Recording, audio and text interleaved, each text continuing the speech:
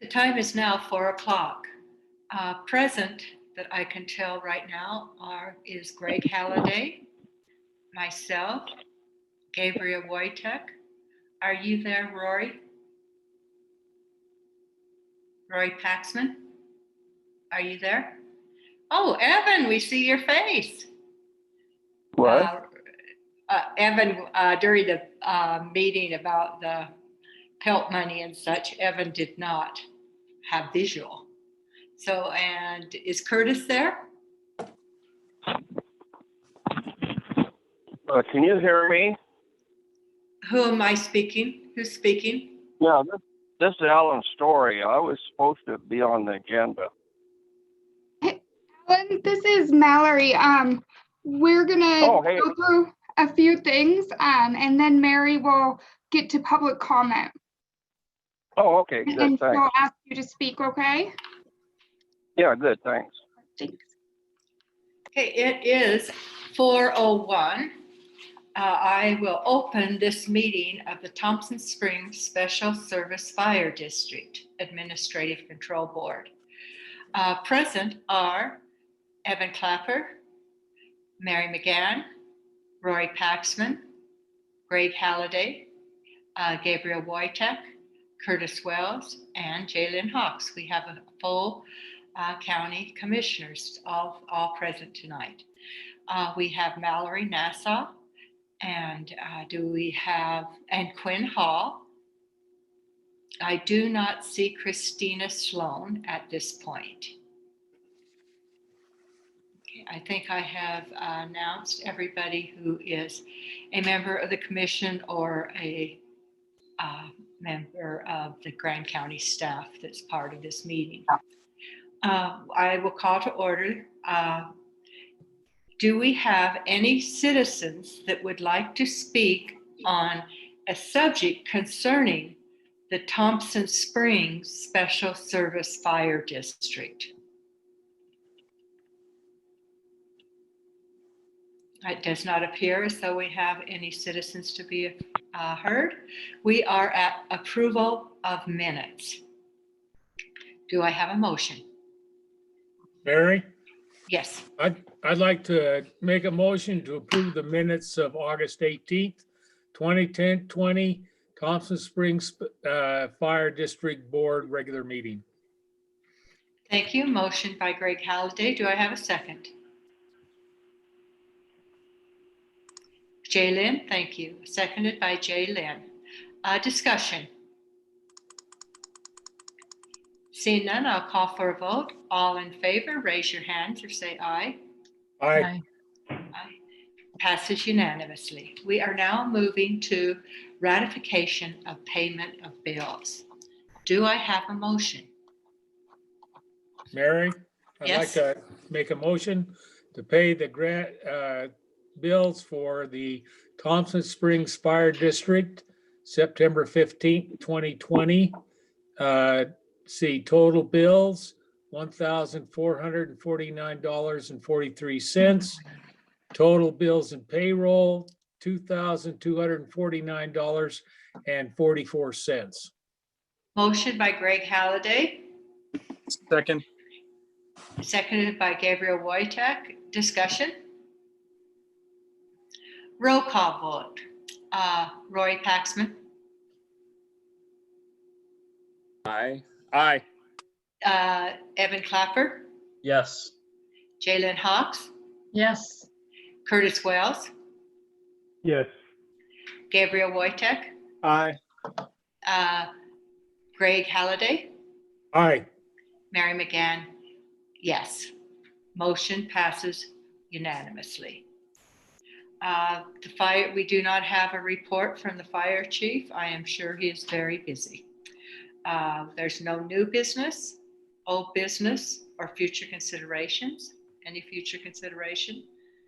There is not a public hearing or closed session. I will adjourn this meeting of the Thompson Springs Special Service Fire District Administrative Control Board.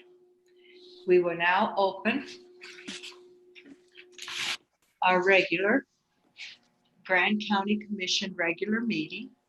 It is 4:05. It is Tuesday, September 15th, 2020. Present, Greg Halliday, Mary McGann, Curtis Wells, Jalen Hawks, Evan Clapper, Gabriel Wojtek, and Rory Paxman. Also, staff, Mallory Nassau, uh, Assistant Administrator, and Coyne Hall, our Clerk Auditor. I would like to have a motion to move item E to this time period. Do I have a motion? So moved. A motion by Curtis Wells to move item E, adopting ordinance approving the Willow Springs Campground overnight accommodation overlay. Do I have a second? Seconded by Rory Paxman. We have moved this item forward. Curtis, do you have a motion? Do we need to vote on that before yes. we? Yes, we do. All in favor of moving item E? Raise your hand or say aye. Aye. Aye. Aye. Okay, passes unanimously. Curtis? Madam Chair, I would make a motion that we postpone item E. We could either do it indefinitely or until the small area plan is finished. I guess if we do it indefinitely, that gives us some flexibility, but that's the intention. So Okay. is postpone or pull, or what's the correct term we're looking for here? Postpone.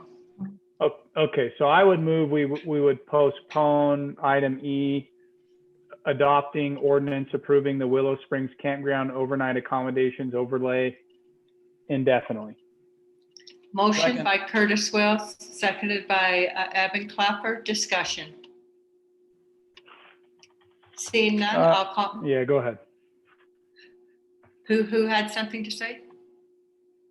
Okay, not seeing anybody that wishes to discuss this motion, I will call for a vote. All in favor? Aye. Aye. Passes unanimously. We are now to the portion of our meeting for citizens to be heard. You may dial in to be heard at 669-900-6833. Meeting ID 838-5840-1229. Password 252134.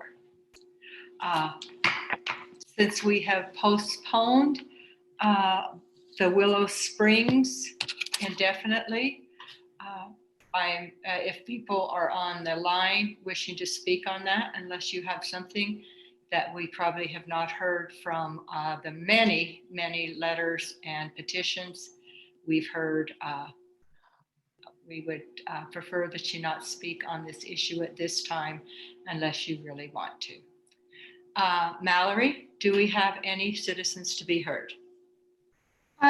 We do. I know first up we have Alan. I know he's on the phone, and Alan, if you press *6, you should unmute.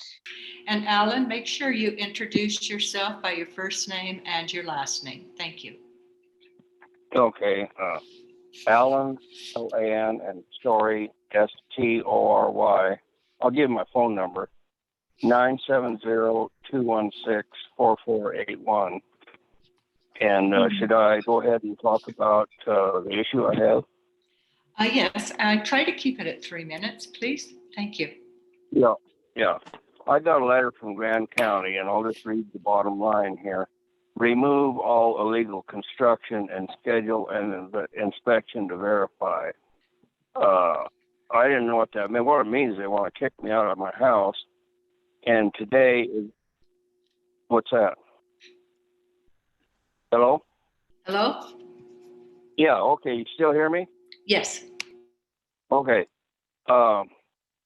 I know what I need to do out here. I'm not that dumb. I need a water meter and an electrical meter. You know, and that's what it's all about. And it's going to be around $3,000 I don't have. I'm a 73-year-old Vietnam veteran, and I get 100% disability plus Social Security, but that's not enough money to do these two things. What I'd like is for Grand County to leave me alone until I get enough money to get a water meter and an electrical meter and all that stuff. Hello? Hello? Thank you. Thank you for your comments.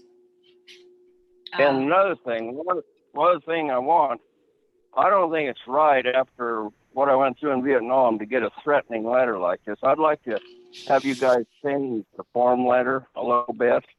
I can stop down at your office and talk about it sometime, or I can do it to the state legislature, but that'll take 6 months to a year. Yeah, if you guys would change this form letter, I'd appreciate it. And then where do I stand? Today's the deadline on me being kicked out of my house. Where do I stand on that? You know, I'm not sure. The county commission is normally removed from these type of letters and information. So at this point, I do not think the county commission has anything that we can specifically address until we talk to the organization that sent the letter. Well, that'd be Cole something or another, a building guy. And, well, anyhow, I've already talked to Governor Gary Herbert's office and Senator Mike Lee's office. And if I can get 5 or 6 representatives and, senators, I can probably start the process of changing this form letter. But, and like I say, it'll take 6 months or a year to the state legislature. But when will I know how I stand on this? Because today's the deadline on me being kicked out. I don't think you're talking to the body that can give you that answer. Well, who would that be? Did you get the letter from the city? It says Grand County, Utah. Building plan. What?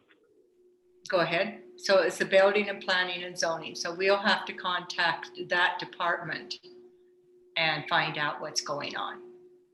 Well, I'm just going to take it for granted that I can stay in my house for a while. Okay. And then if you guys can kick it around about changing this form letter, I'd appreciate it.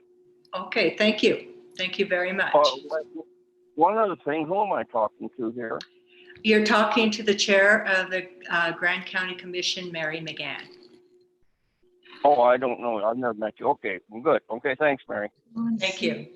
Who do we have? Thank you. Mallory, do we have any other citizens to be heard? We do. We have a couple. Next up would be Kevin Walker. Hey, Mary? Mary? Yes. Where are you, Jay? I'm right. Sorry, let me get my video going. I know we don't typically comment on citizen comments, but I do not know, but the problem that this gentleman mentioned might be, I emphasize the word might, but it might be fixable by some pot of AOG funding for disabled. So I'm gonna take it upon myself to contact them and see if that would qualify. So if we could make sure we get the gentleman's number, and I didn't really catch the name, I will follow up on that. His last name was Story. I think it was Allen. I'm not sure. But yes, that would be great. That would be great, Jaylyn. Thank you. I can get you that information as well and help with the follow-up. Great, because I would love to get more money coming to Grand County for those types of things. That would be terrific. Thank you. It sounds like that would be a good process. Okay, Kevin, you're up. Introduce yourself.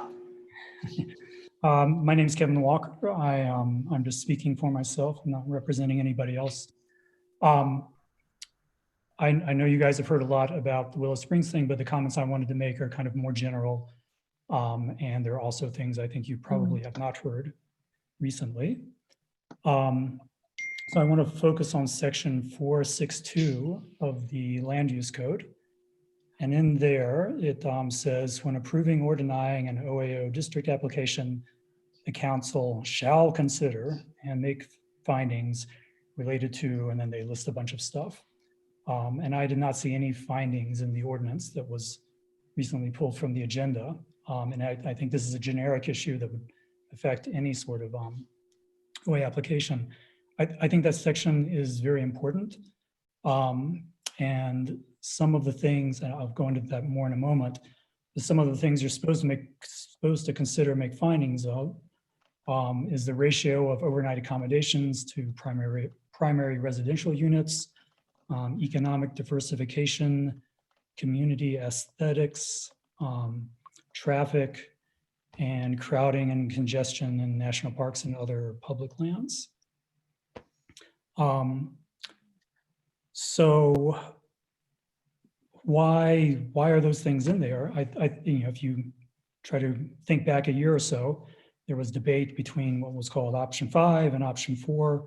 Option 5 was just a very simple, we don't need any overnight accommodations for the foreseeable future position that had a lot of public support. Option 4 was a little more nuanced.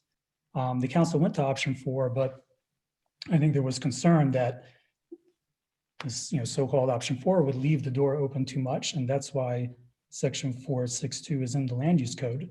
It's intentionally supposed to make it relatively difficult for the county to approve new overnight accommodations. Like you have to check, you have to acknowledge all the impacts it's going to have and say how they're going to be mitigated or why it's okay to have those impacts, et cetera. One of the more quantitative things in there is this ratio, and I've tried to compute what it is. In mid-2019, it was 1.4, and that's a number that appears in the land use code. So what is it today if we were to build all the projects that have already been approved, already been vested? I don't know precisely, but I would say it's at least 1.85. That would be the number if we've built 300 residential units in the past year. Now, I think we've built nowhere near 300, so it's actually somewhat greater than 1.85. So just to review, when that number was 1.4, people were very upset and didn't like the community's going. And now we've got enough in the pipeline to get it up to around 1.85 once everything's built. I think it'll be quite a while before that comes down because of other housing being built. So I was kind of disappointed that this wasn't featured more prominently in the packet, and hopefully in the future it will be. So the final comment is I think, so why did the council a year ago decide to do the more complicated option 4, which did allow a pathway forward for overnight accommodations? My recollection of the discussion is that there was the thought that we might get a really outstanding proposal, something that's really amazing, might provide all these great community benefits or really high-paying jobs or something, something out of the ordinary. And therefore, we wanted that, future councils or future commissions wanted the flexibility to approve such projects. But this project, the Willow Springs Campground, is none of those things. It's a very typical run-of-the-mill campground. So I'm just a little surprised that it's gotten as far as it has. The final point I want to make, a little bit technical. A lot of our land use code lists standards, and if people meet all the standards, then they get approval. It's an administrative decision. And I think some of the arguments in favor of this proposal and other proposals in the future perhaps is that, hey, they've met all these standards, therefore they should be approved. But that, I think, is very clearly not the intention of the overnight accommodation ordinance. Those standards are a minimum, but in addition to that, we have to decide that's best for the community. That's why it's a legislative decision and not an administrative one. If we wanted just to hand out an OA permit to anyone who meets the standards, we could have made it an administrative decision, and the land use code would be a lot simpler. So I think it is, I'm on the planning commission, I'm not representing them.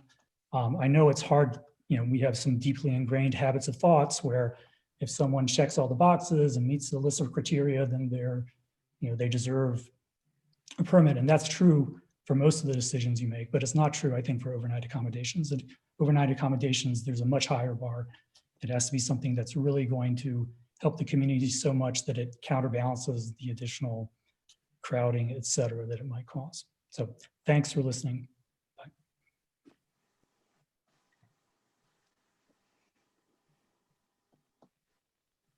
Mary, you're on mute. Thank you. Do we have anyone else that needs to speak We do. or So wishes to? some folks are chatting with me, so I'm getting a little list going. But next is Sarah. Sarah, let's see. Okay, I see your camera. You should be good to go. Thank you.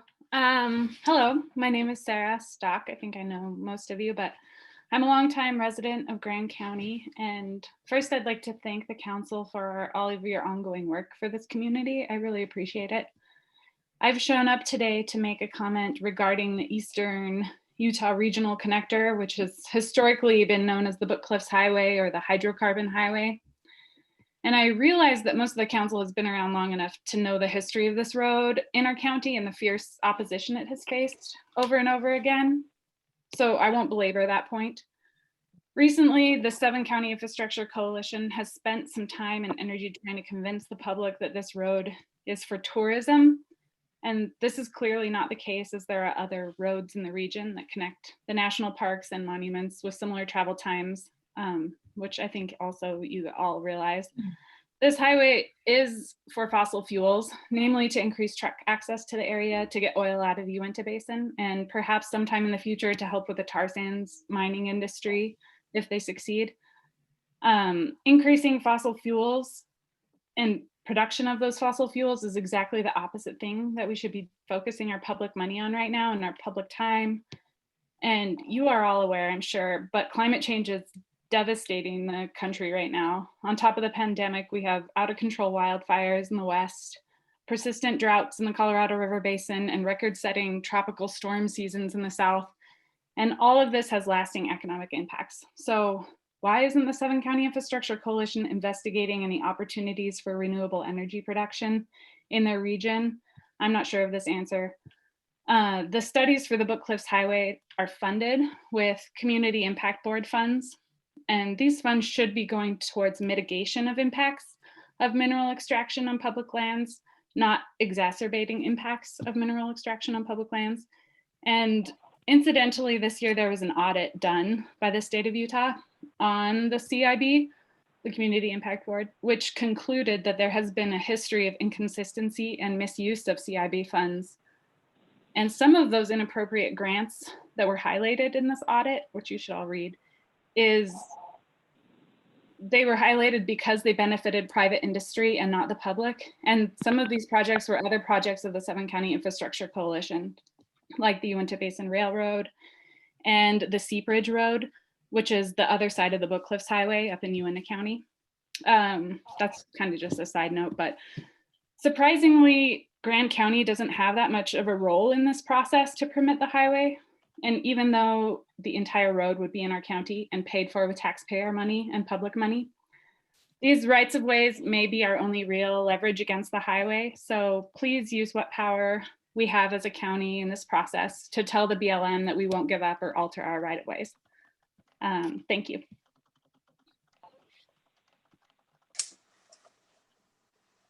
Thank you, Sarah. Mary, do you want me to go to the Yes, next? go to the next one. Yes. Okay, Sharon, I have you up next, so looks like you are good to go. Okay, thank you. And thank you again to the council for your service and commitment. It's much appreciated.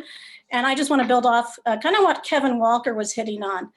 And I am speaking, I've worked for the Park Service here for 17 years and now with the BLM for 5 years and been in with the public a lot and mostly talking about camping and where can people camp for free. And I just wanted to, I'm glad Kevin's here with the Planning Commission kind of representation, because I think it's very important for you to understand the public out there that is looking for free camping. building more campgrounds, develop campgrounds is not going to satisfy and deal with the problem with the free campers. I have talked to them personally because I've been fascinated about why they want to camp for free when they're obviously in their Sprinter vans and their very expensive RVs.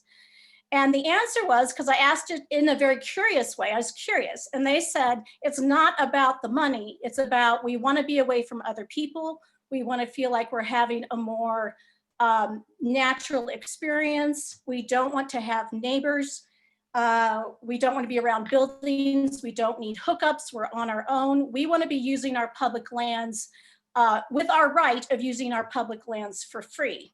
And if you just do a little research, you can Google free camping and you will see blogs, internet, Instagram posts, websites, all dealing with where to free camp and how to do that. So this isn't just an overflow issue on Willow Springs and Dalton Wells.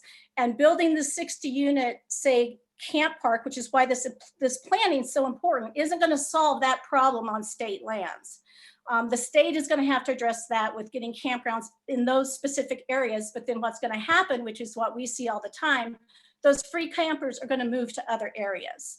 So I just wanted to put it out there for your consideration for the Planning Commission, working down the line, and for you all to know. And I'm hoping to share my experience and my questions and curiosity that I had with these folks, with really trying to understand that group. And now that I've been online more, talked to more people, I understand what they're looking for and what they're coming here to experience. So I would just ask that you put that, you know, kind of in the back of your heads as you're trying to solve these problems around here that are community problems and national problems with public lands.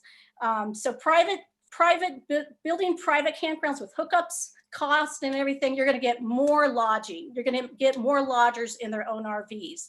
You're not going to solve the need and the desire for free camping in that area and beyond. So I thank you all, and I hope this helps somehow in your planning and moving forward. Thanks. Thank you, Sharon. Do we have anyone else? Mallory? Let's see. There's a few people on. I see Liz. Liz, are you on for public comment, or is this for a later item? I'm sorry, I was going to comment, but the Willow Springs proposal has been removed from the agenda. And I just wanted, so the only thing I'll say is I really do hope each of the commission members can look at the letter that I submitted with my written comments. And I think, you know, there's 624 community members that signed that letter. And I know that this proposal has been pulled from the agenda this time, but I urge you to look at all those names. It's a really broad representation of our community. It's not just one segment. It's young, old, new timers, old timers, progressives and conservatives. And really all they're saying is, let's just finish building the pipe, or let's build the pipeline, because we don't even know what it's going to look like and what it's going to feel like until we have all of those nightly rental units online. And then we can decide if we want even more, but we just need a little time. And so I hope that you will read the letter, and I hope you will look at all of those signatures. It's pretty amazing. And these people care. And I think that's why they stepped up and signed a group letter, and they did it individually. So thank you. Thank you, Liz. Do we have anyone else? Yes. Sean, are you on for public comment? Yes, I am. All right.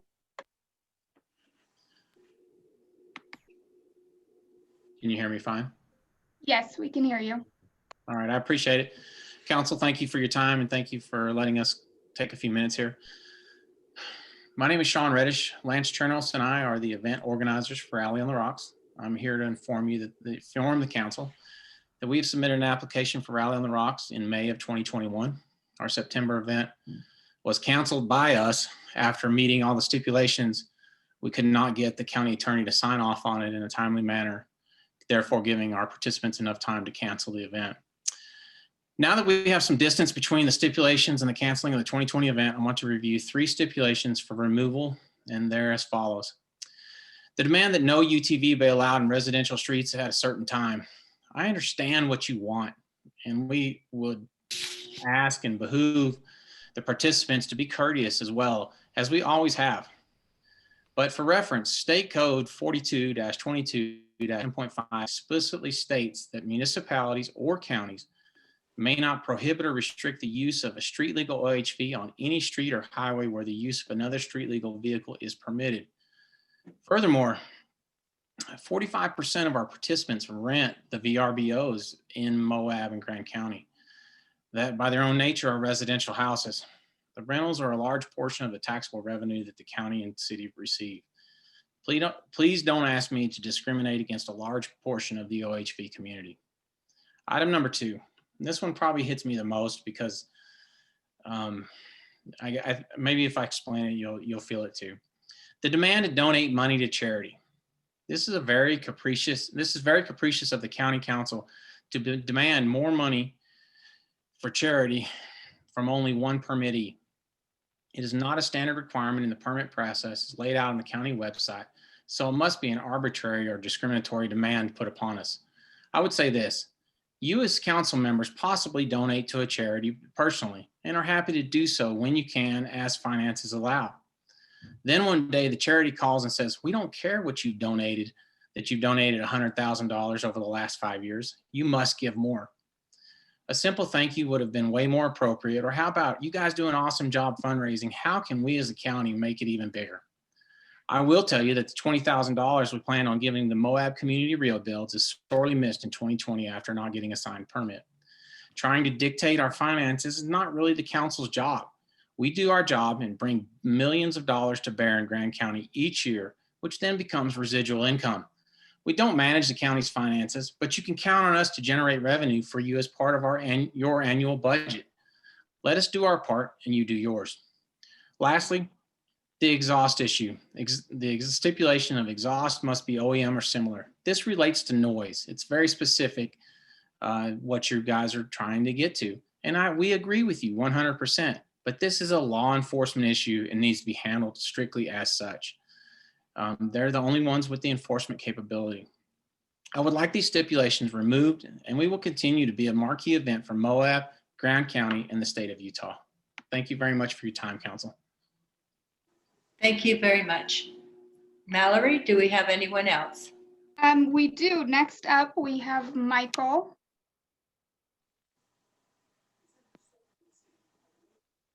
Hey, this is Michael Scarda. I'm with Namaste Rock. Concerning the 313 and the 191 junction, I'm just putting in a reminder. I know that a lot of planning's been going on and the Willow Springs campground is there. We're a single family home there that is surrounded by 3 parcels and 4 condemned homes. And anyway, the pausing of this area this is not an untouched area that hasn't been used. We're in a state of disarray and it needs to be fixed.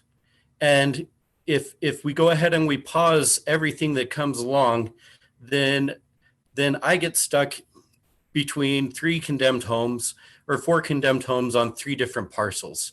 And anyway, this is without being able to have the Willow Springs campground and other upgrades, you're leaving us in a state where we're headed that direction, and it's not okay. Anyway, I appreciate your time and thank you for your service. Thank you, Michael. Mallory, do we have anyone else? Yes, let's see. Reed, are you on for public comment?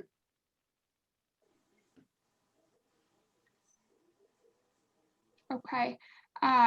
If you are, just let me know, but we'll see. Hold on, I'm going through. There's a few people on here. We have somebody who's on and it only says iPhone. So if you're trying to speak, please press *6 to unmute. I have something to say. Okay. My name is Tori Hill. I'm commenting on item 6, the Book Cliffs Highway. Once again, it feels like this thing is the never-ending nightmare. Thank you to the council for the last 30 years of fighting this insane proposal. I fully support the excellent letter in response to the BLM's request for comments. I wonder if the 7-county coalition should be sued for harassment. It just keeps coming up. They won't take no for an answer. As far as the cost for that, as a Grand County resident, it would have cost $600 per person per year to maintain that road. Even as a state taxpayer, I don't really want to pay for that road. The dirty extractive industries like coal, oil, and tar sands are on their way out, and this road should be too. Thanks for the support in keeping our book cliffs without a highway. Thank you, Tori. Mallory, do we have anyone else? Let's see. We have somebody on. The last 4 digits are 5749. If you're on for public comment, again, just *6 to unmute. 1 second, I'm going through a few pages of participants, so I don't miss anybody. But I think we have Jim Webster and Amanda with the school district. I believe you're both on for a later item, but also *6 to unmute. And I think that is it, Mary. If I'm missing anybody, please let me. Mallory, I'm sorry, I have a request from a citizen that couldn't get her microphone to work. Okay. If I could read it for her. Yes. Okay. This comes from Trisha Hadeen. She said, I was unable to accomplish via phone I was on, but it won't allow me to use my microphone. I oppose it. She's talking about the Book Cliffs Highway. Feasibility, extremely difficult. Purpose, there is none. Impact, extreme. I would be happy to take people on a field trip to truly understand the beauty, remoteness, and detrimental impacts to wild areas. And that's it. Thank you for speaking for Trisha Dean, Jalen. Is there anyone else, Mallory? I do not see anybody else. This is Larry Ellerton. I may have been the iPhone that you were noticing. Okay. Just a couple of quick items. Appreciate all you're doing and continue to listen into you throughout the months. One of these days, we hope to see you again. Congressman is busy, of course, in a number of things right now. He'll be working on trying to keep the government funded and coronavirus and possible an additional package with funding for that. It's kind of being stalled right now. The election once over may change some things there once people can refocus on other things. Climate, soil health, the UMTRA project, following on that one, Bonneville Shoreline Trail, which doesn't affect much down that way, but just know it's there. The other issues that we've been asked to follow on are the PILT issue, which I know you have an interest in, looking at ways to improve the NEPA process and ways to improve our forest health and timber sales, things that we've been working with other associations of counties on. So just some real quick items. If there's any questions, I'll attempt to answer them. Otherwise, I'll go back to being quiet and let you carry on with your meeting. Do any of the council members have a question for Larry? Larry, I would just piggybacking on the PILT discussions. There's been a lot of relief when it comes to the mineral lease funds. And so that would kind of goes hand in hand with that. It was part of the CARES Act that less royalties were being collected on the extraction happening in the county here. And it's we just had a long budget workshop trying to figure out how to make ends meet with those decreased mineral funds. So we would like to see those royalties put back at their normal levels, and even better, updated, since it's been 100 years since they were established. Yeah, I heard your budget discussion earlier this afternoon, so Great. I'll keep that in mind. Thank you. Thanks, Larry. You guys take care. Is that the last person, Mallory? Yes, I believe so. Okay, thank you. Thank you very much. We are now to, Christina Sloan has joined us as well, our county attorney. Commission member disclosure. Oh, wait, we just got done with citizens to be heard. We are at approval of minutes. Do I have a motion to approve the minutes from September 1st, 2020? So moved. Motion by Greg Halliday. Do I have a second? Second. Seconded by Gabriel Wojtek. Discussion. Seeing none, all in favor of approving the minutes for September 1st, 2020, raise your hand or say aye, or both. Aye. Aye. Okay. We are to ratification of payment of bills.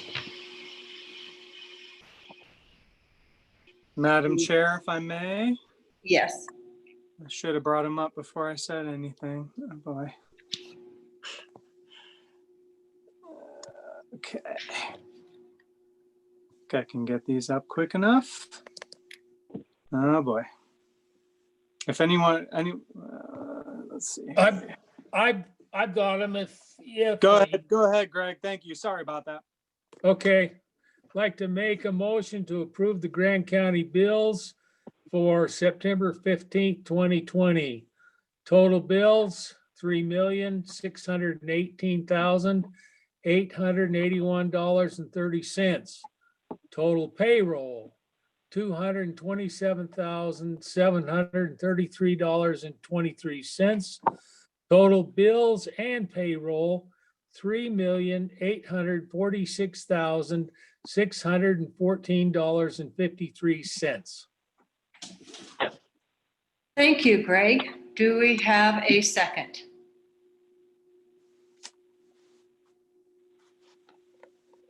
Thank you, Evan. Seconded by Evan Clapper. Any discussion? Quinn, I appreciate the added information you have been giving us. Thank you. Yeah, you bet. Yeah. We're as much as we can. Jaylen, do you have anything to add? No, that was it.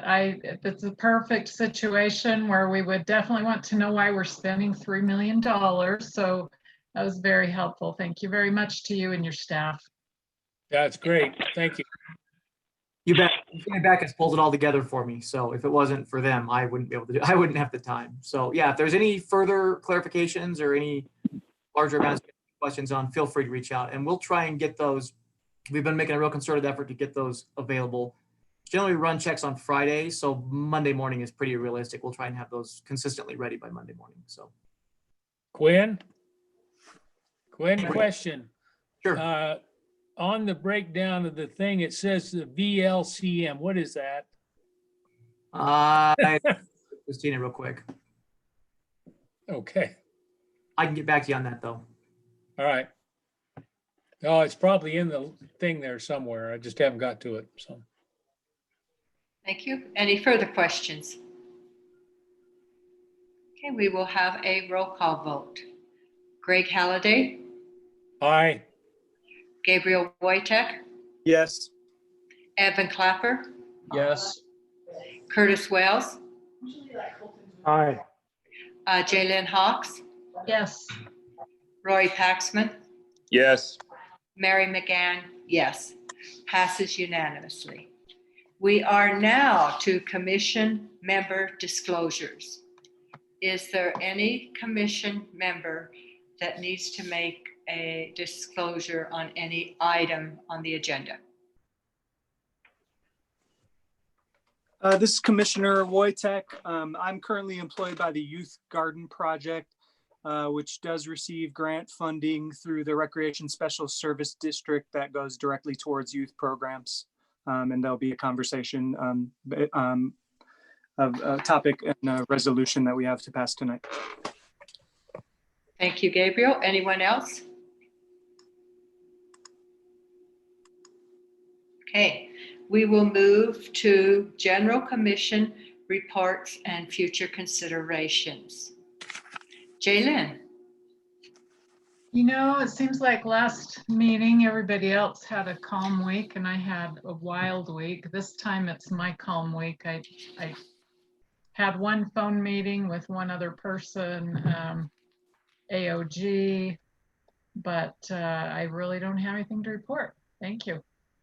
Thank you very much, Jaylyn. It is unusual for you to have such a quiet week, couple weeks.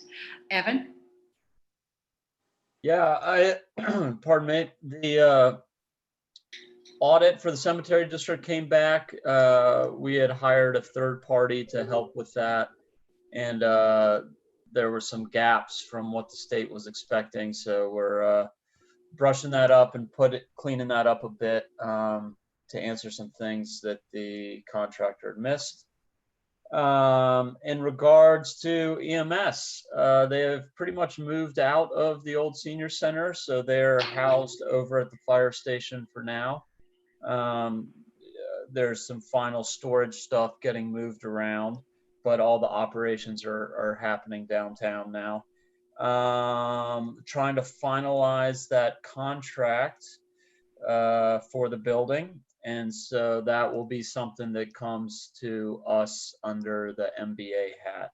So that's something that we'll have to coordinate getting scheduled, possibly a special meeting. But if not, at our next meeting, hopefully we can have a MBA workshop to get that contract approved. Besides that, I feel like, I attended the Arches hotspot. I'll let the chair of that committee report on where we're at with that. But things are moving along, and I really appreciate how that's functioning. And I believe that that's all that I have to report on. Thank you, Evan. Gabriel Wojtek. Yeah, so last Tuesday, that was the 8th, John Curtis came in for a town hall.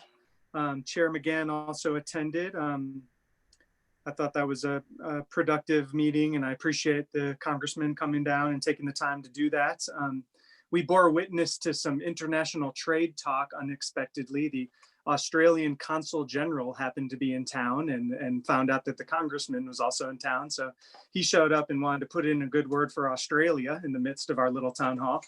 So that was kind of fun. I also wanted to draw people's attention to it's kind of an op-ed or a speech that Congressman Curtis has prepared. It's called, the title of it is called Confessions of a Climate Conservative. And it's really worth a read. I think it's really interesting.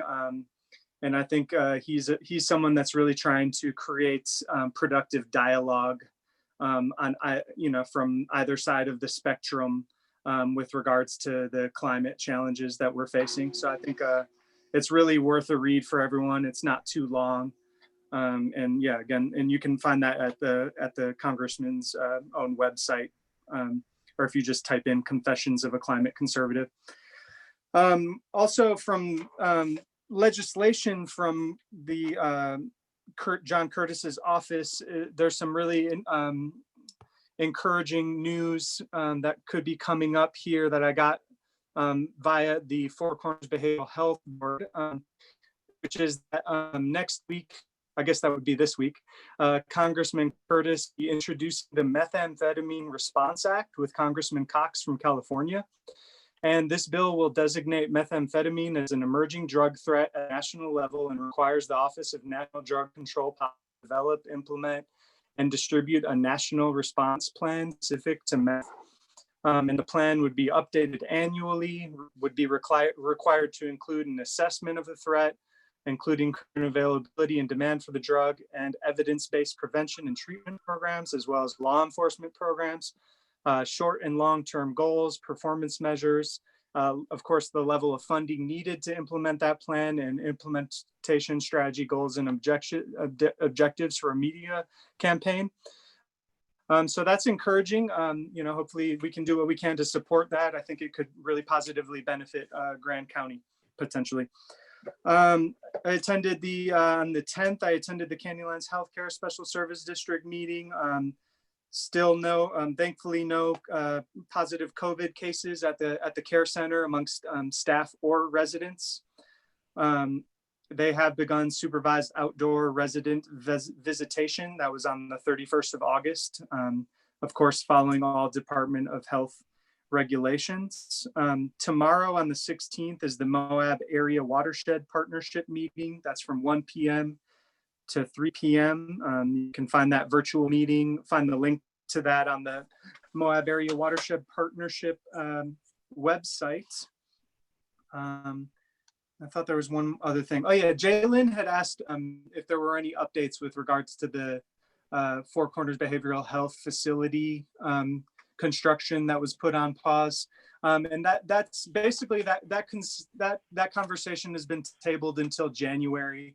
At this point, with the ongoing uncertainty, Four Corners isn't they're not in a big rush until opening up that conversation again in January. They're not in a big rush to really break ground and move that facility forward at the moment. So that's really the only update that I have, but I wanted to report back on that because I didn't really have much of a response when Jalen asked 2 weeks ago. I do believe that that's all I've got for today. Thank you, Gabriel. Rory Paxman.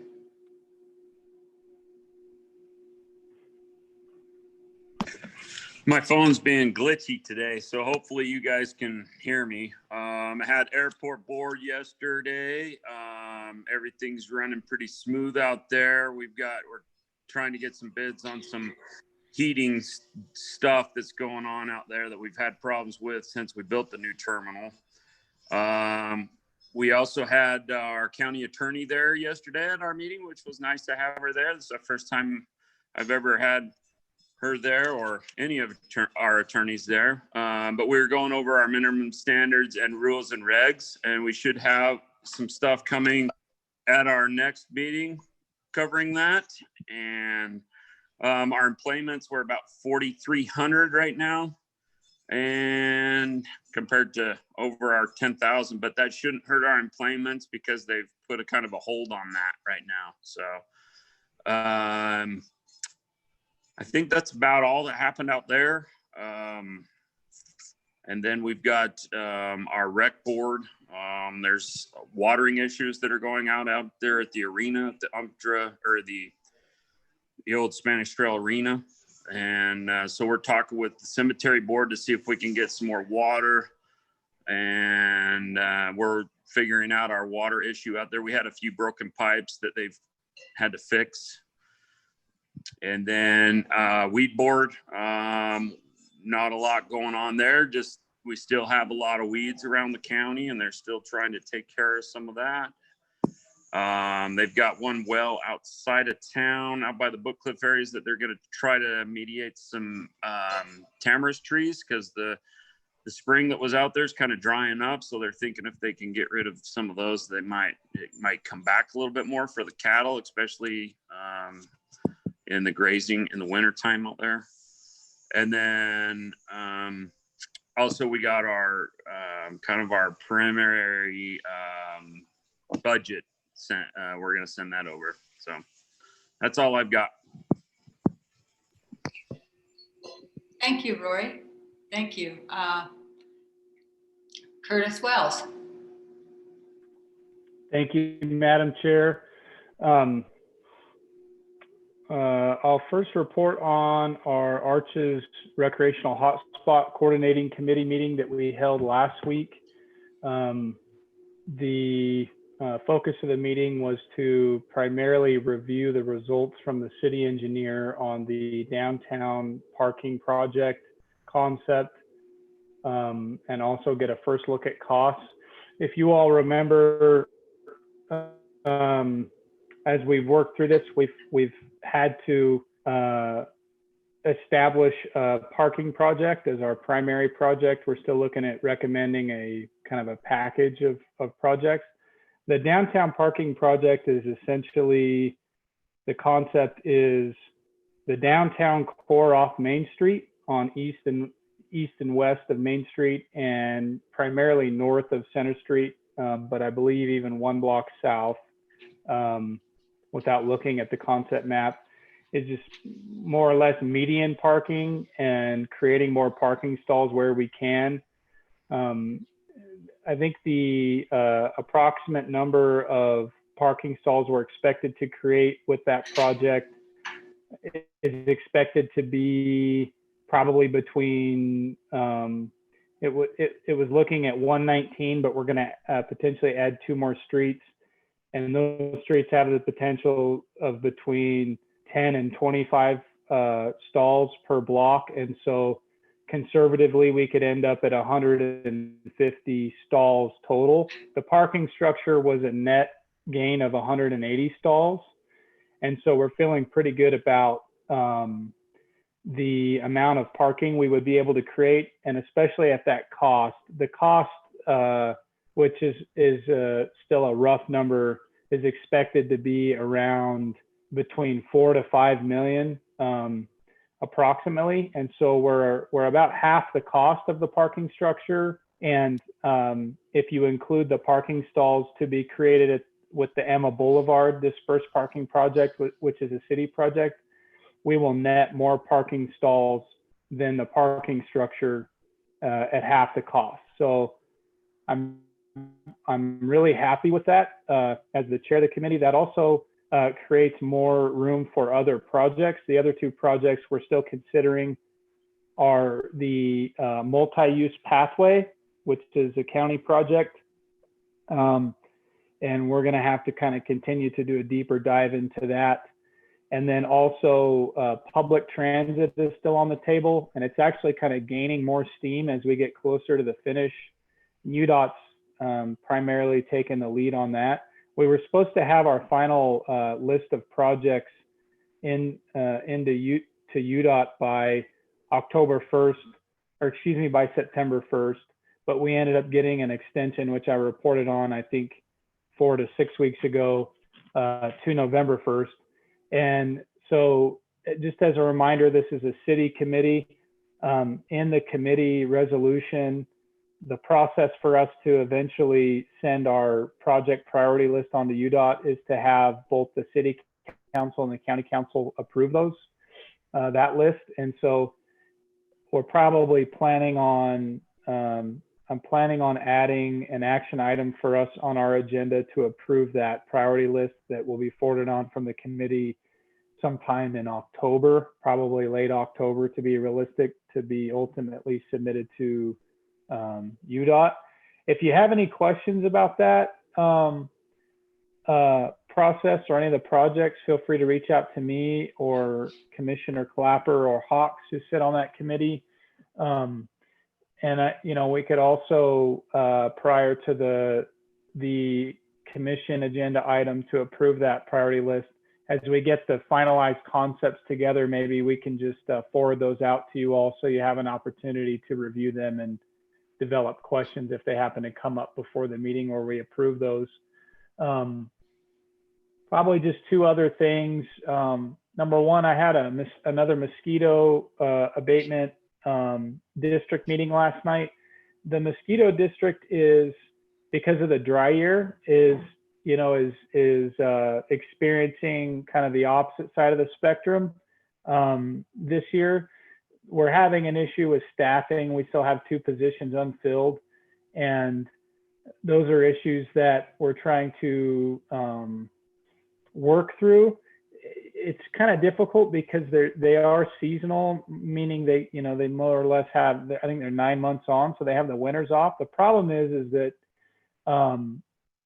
if we have a wet year like this year, if we get a lot of moisture, if we don't have those positions filled, it becomes a challenge to hire employees and to be able to train them while they're basically doing their work in the field, which is important in the spring and the summer of a wet year. And so we're working through that.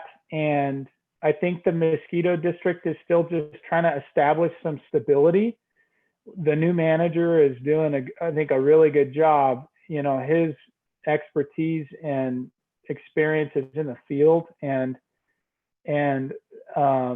I think that was a big need for us as kind of a leader in the field, but there's still some administrative concerns and shortcomings there that the board's trying to work through.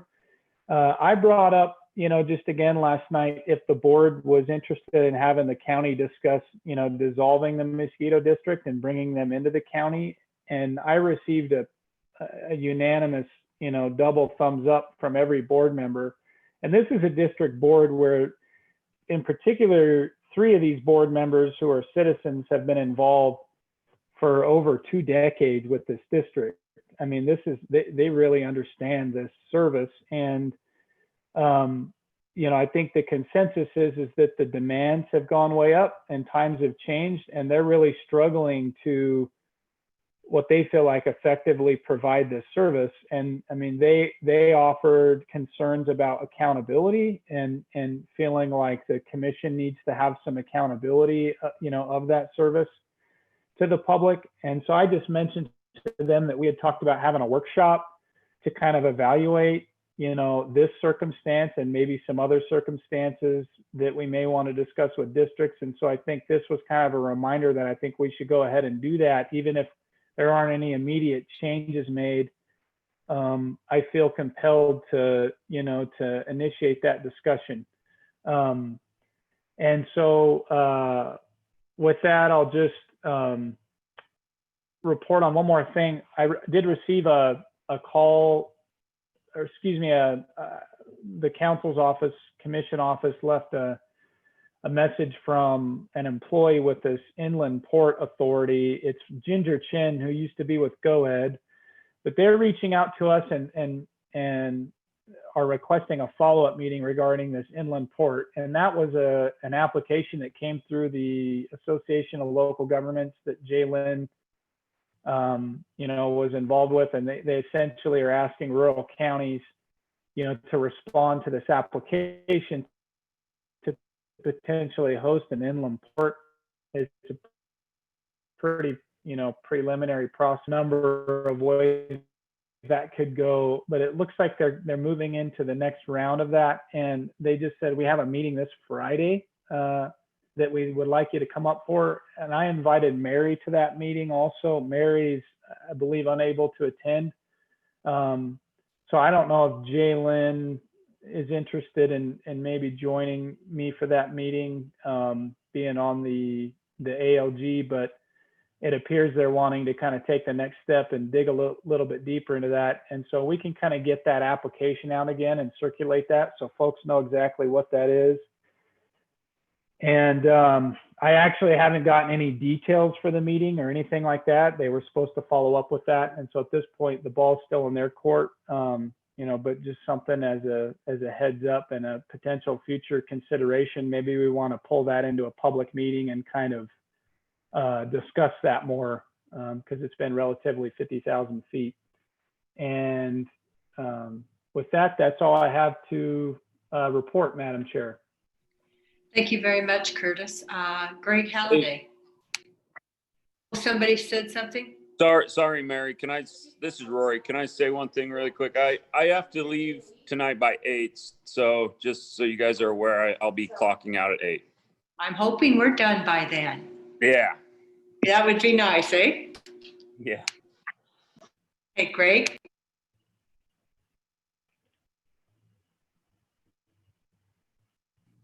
You're muted, Greg. Greg, you're muted. Sorry. Okay, I'm back. Conservation District was canceled for this month. The Transportation Special Service District had a meeting. The paving of Spanish Trail went well. We're hoping that they will have another test strip available that we will be able to put some more down there. But that is working very, very well there. The Thompson Water Board was moved to tomorrow. So I can't comment on that. And the Moab Historic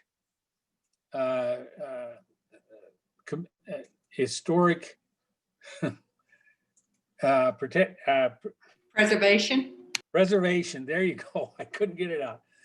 Commission was also canceled. So that's all I've got for now.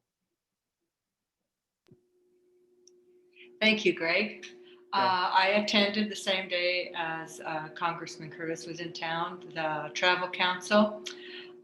They approved that it was okay for the free concert grant that provides those free concerts on Thursday evening for the community, that those funds that weren't used this year can be used next year. They have created a new Grand County, Utah Economic Development Facebook page. If you want to check that out. There's also a new video on the Travel Council's website, Discover Moab. Thank Moab for family, recreation, and business. And they are redoing their page is being updated with current county information. So they're doing a lot of work to get things updated. August hotel occupancy was down. Year to date occupancy rate from June was down 23%. The ACT campground was recognized with honorable mention from Representative John R. Curtis' office for Rural Business of the Year at the Rural Business Summit in Price. The Travel Council began running ads for the first time since March in Colorado and Utah, the Drive Market, and Grand County was awarded $95,833 from Senate Bill 95 grant funds from GoEd. The majority of those funds will be distributed through grants to our local businesses. So that's good news. And they are continuing to work on sustainability. The homeless coordinating meeting, I went to that, and there's been quite an increase in uptake on homeless in our community, which is pretty common this time of year because this is a simple place to camp out. But also what they're seeing with the homeless and other people is there's a big increase in relapse, drug relapse. They're seeing people in the emergency room, and it's just become quite an issue through the depression, probably from this COVID and the issues that they are dealing with. They're creating a flyer to be able to quick determine where people can get specific services. I should be able to give that to everybody, probably within this week. And it's a real nice, so if somebody has a need and they ask you, you can look up and say, this is where you can go. So and the food pantries are low, are very low. So donate if you can, any food at the food bank, Moab Valley Multicultural Center, or the Episcopal Church. The Housing Task Force had a meeting. Walnut Lane's maintenance job still remains open. The invitation for bid is out for the purchase of modulars to replace the old modulars. The Arroyo Crossing is working on sidewalks. Community Rebuild and HASU will start construction at the Arroyo Crossing in early 2021. They hired Jeff Adams to do landscaping. And I think they're working with Head Start to start to build a childcare building on the site. Wingate Village is full, and Moab Area Partnership MAPS still has some openings. If you know of anyone over 55 years of age that would like to apply to live at MAPS, that would be great. Thank you. That's my report. Elected officials, Christina Sloan. I'll provide a bit of a report tonight. Rory mentioned the airport meeting. I did go to that. I attended the last one also on Zoom, but obviously it's a lot better being in the room with those guys. We have been working, Andy and I, for months. And previous to that, I was working with Judd on the same thing, rules and regulations and minimum standards at the airport, and we are getting close. That's exciting. I did just realize, though, that the Skydive Moab Boogie Festival has never been permitted formally by the county. So that is a bit terrifying. And it turns out that our special events permitting process is not set up to permit certain events at certain county facilities. I consider that Skydive Festival to be one of the biggest risks we take every year.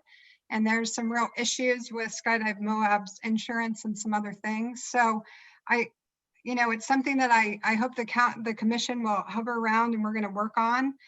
The gentleman that spoke before for Rally on the Rocks blamed me for not approving their event. I'm actually not officially affiliated with the special events permitting committee. And so I do think the special events permitting process needs a little bit of love and attention. I'm not sure if that's a future discussion item. I think administratively we can work with a lot of that, but I do expect probably to come forward to the commission in the future with some discussion items on that. Form of government, that's what I'm getting the most questions about. I'm doing a ton and even more work on that right now. I have dug into statute going back to 1953. It's quite fascinating. And when you actually review the 1992 plan, our plan for government that we just amended with these old statutes, the language becomes really clear. So I do hope to have a more formal answer soon for everyone. I didn't have a lot of time to produce my legal memo in the past. This answer will essentially be about a 25-page, much more expansive memo, but that is moving along. I did file a motion to dismiss based on jurisdictional standing arguments because under the extraordinary writ rule, this case needs to be moved forward through the Attorney General's office, which the plaintiffs haven't proven that they've done. And the alternative, and they can argue special standing in the event the AG's office declines to take the case, but they haven't argued that special standing. And the alternative, the rule requires the plaintiffs to post a bond, which they haven't done. So I've argued all those procedural issues with the court initially, primarily to date. The court is scheduling a conference with us on Friday. I think what makes sense is that we argue these procedural issues before we get to the merits. So right now we have a merits hearing set up on the 29th. I am not sure if the court might add an additional court date to argue some of the procedural issues up front, or if the 29th might morph into a procedural hearing and then the merits hearing would be delayed further. But I should have more information on that by Friday and I'll let you guys know. The papers have my motion to dismiss, and I do expect that to be well covered in the next week for the public. And anyone can get it. It's a public document through the court system if any of the public wants to see that motion to dismiss. And then I just want to bring up the procedural issues with Willow Springs because I was late to the meeting and I understand that we already motioned to postpone it indefinitely, and that's fine. That might be the council's will. But I do encourage the commission's will. I encourage you guys to think about motions to deny as follow-up motions for land use applications that don't get a majority vote. So if you table it indefinitely, it just hangs out there. It's not approval or denial. If it fails for lack of a motion, it's not an approval or a denial. It just hangs out there. So there's not a lot of procedural clarity. And technically an applicant can come back anytime A council member can also bring it back for revote anytime. And that's without reapplication, without new application fees. And every time that application comes back on, it requires staff time, certainly in the planning and zoning office, but also in my office. So my preference, and it's not applicable to every single land use application. I'm not arguing it here necessarily, but I do want to talk about it with the commission, just procedurally. It is an option you have. And so if something fails, or you could make a substitute motion to actually motion to deny an application affirmatively. Here, if that was of interest, you could motion for reconsideration later in the meeting. Any commissioner member could to then motion to deny the Willow Springs application. I'm not sure there's interest, because certainly one piece of this is the small area planning process and the fact that that's not completed. At the same time, we've worked for a year and a half on our OAO ordinance and our OAO standards, and I think that that provides sufficient direction to the commission as well. But just wanted to bring it up that that's an option. And that's it for me, unless people have questions. Thank you, Christina. Thank you. Quinn, do you have anything to report on? Just the usual. The election is coming. Obviously, our ballots, we've gotten close to a final proof, not quite a final proof, but we're moving forward on that. Ballots should go out to the general public in Grand County on October 13th. We've got a lot of requests lately requesting absentee ballots. There's been a lot of push in the media about requesting an absentee ballot, but Utah is an all vote by mail state. So if you check your registration and your address and your name and everything is correct on your registration, you will receive a ballot in the mail. There's no need to request an absentee ballot if you're at the same address. Just keep that in mind. You can always check your registration at vote.utah.gov. Other than that, those are the questions we've been getting on a daily basis. Several dozens of questions a day. So check your registration. If you're all good to go on your registration, you'll get a ballot in the mail. Thank you. Thank you, Gwen. Mallory, I don't see any other elected officials. Mallory, do you have anything to report? Where's Mallory? I'm here. So a few things. First of all, I'm very excited to share. I think all of you got the email, but we've hired Mila Dunbar-Irwin, who you all have gotten to see many, many times lately. She's on the agenda often. So we've hired her as the Planning and Zoning Director. Mila has really stepped up. When Zachariah left, she just took on an immense amount of work, and she's been doing a great job, and I'm really excited to have her on the team and see the great things that she will do with the department. So welcome, Mila. The second thing is that Tara Collins is back in the administrator's office. So that is also really exciting. We're glad to have her. I am going to be sending out an update of the CIB list. Instead of doing the meeting, it sounds like is done every September in person. We just did that via email. So there are a few updates I'm going to make to that. And we are also working on the updated fee schedule for 2021 and getting everybody's requests in. So that should be coming up in October or November. It will actually be November that it will go to a public hearing. The only other thing in Chris's absence that I think he would share is that on Friday, the Budget Advisory Committee will have its first meeting, but that's it. Thank you, Mallory. Sorry, one more thing. Greg, Quinn said that the VLCW item was for support and phone services for IT. Thank you. Thank you, Mallory. We don't have any department reports on the agenda. Is there a department head that has anything they need to report? I see Bill Jackson's on the line, but okay. We don't have any agency reports or presentation. This moves us to our general business action item, discussion and consideration. B, approving the chair's signature on a letter to the Forest Service regarding the preliminary draft of the Manti LaSalle National Forest Plan for cooperating agency review ahead of the public comment period. Cliff Kuntz and Doug McElhaney, Chair and Vice Chair of the Motorized Trails Committee.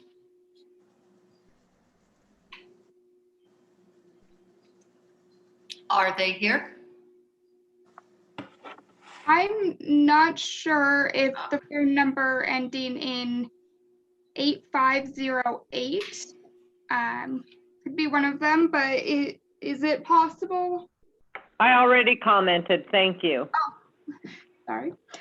Is it possible to jump to something else? Because I know Cliff and Doug, we even emailed today about this, so I'd entertain a motion to table this until our presenters are here.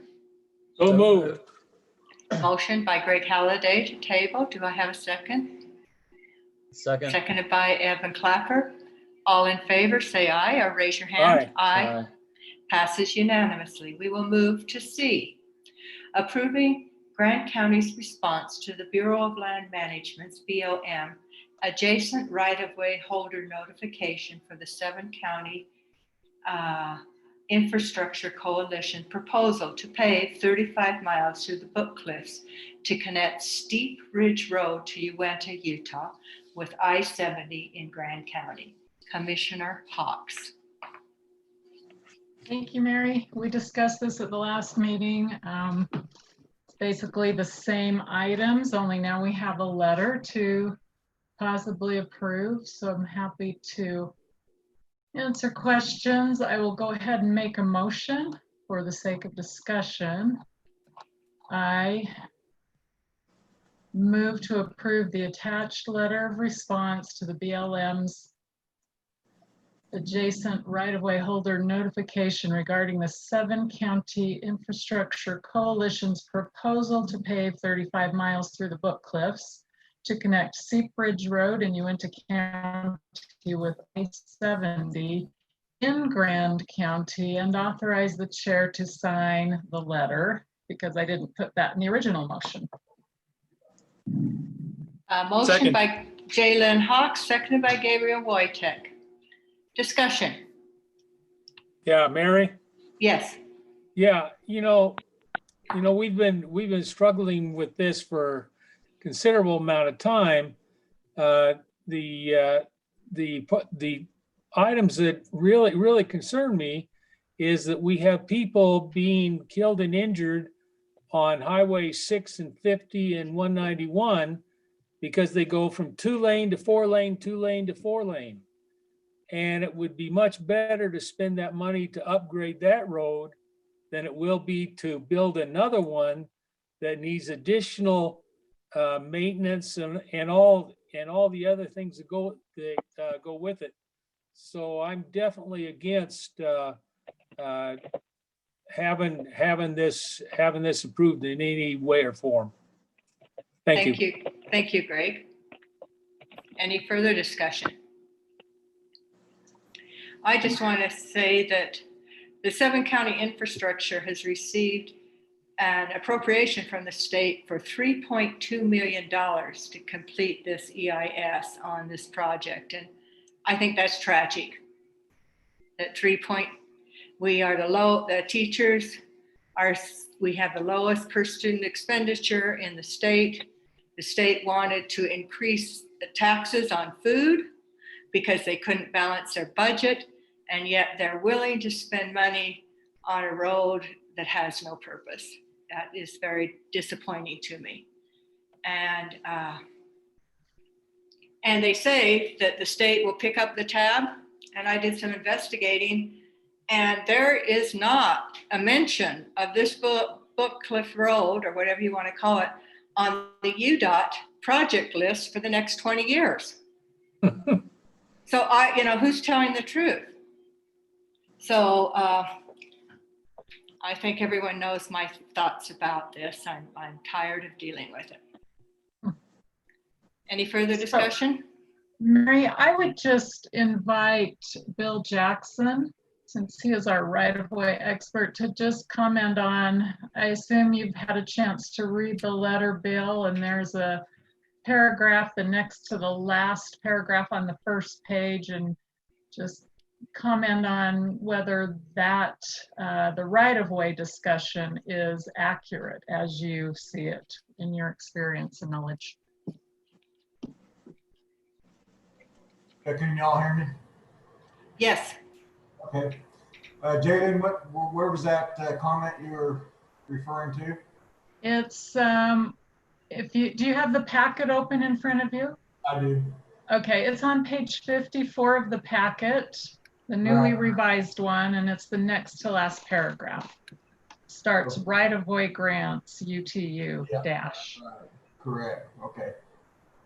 Yeah. So the UTU 057097 right of way is a blanket right of way that covers many roads in that area, but it also covers roads that are not in that area as well. So really we're focused on East Canyon Road, which is under that UTU right of way number.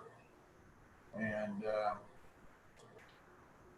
so there's other roads that I would just call it that spur off the East Canyon Road that would essentially, if this project ever happened, would need to be taken into consideration, and that's just for access to that oil and gas roads that are on our B road system that we do maintain. So that's one aspect, and what those implications are is hard to say. As far as extra cost to the county and things like that. But essentially, we're just talking about the East Canyon Road corridor until we get down to there. If you see the map, and I'm just kind of going on memory, it says 191 road, County Road 191, and then the proposed route kind of turns north or south down to the 214 exit on I-70. So we do have some Cottonwood Road number 181, County Road 181, could be affected as well, but that is not under this UTU right away. So I'm just kind of throwing that out. So there's other roads involved that's not really in this right away number. Does that make sense? And I can give you several road numbers if you'd like, but I mean, that's just the gist of it. Okay. Thank you, Bill. Yes, thanks. And the other right-of-way number basically is covering some material stockpile pits or storage sites, I should say, and one material pit.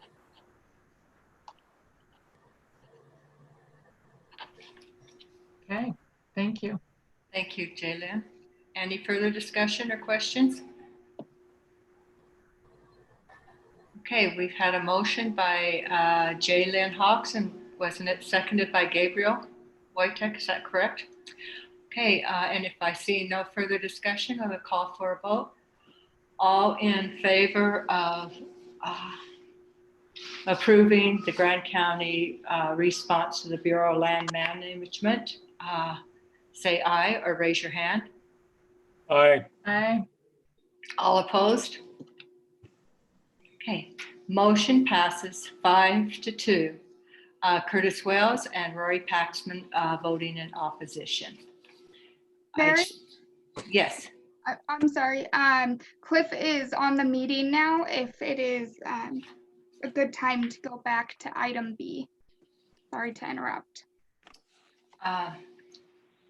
Our Robert's Rules guru is not here. Do we need to make a motion to go back to item B, or can we just go back to item B? So Okay, moved, Madam Chair. Was that Curtis? Yeah, he moved to bring item whatever back to the table. Okay, approving chair. And I'll second that. Okay, motion by Curtis and seconded by Jay Lynn to bring back item B. Approving the chair's signature on a letter to the Forest Service regarding the preliminary draft to the Manti-LaSalle National Forest Plan for cooperative agency review ahead of the public comment period. Cliff Kuntz, Chair.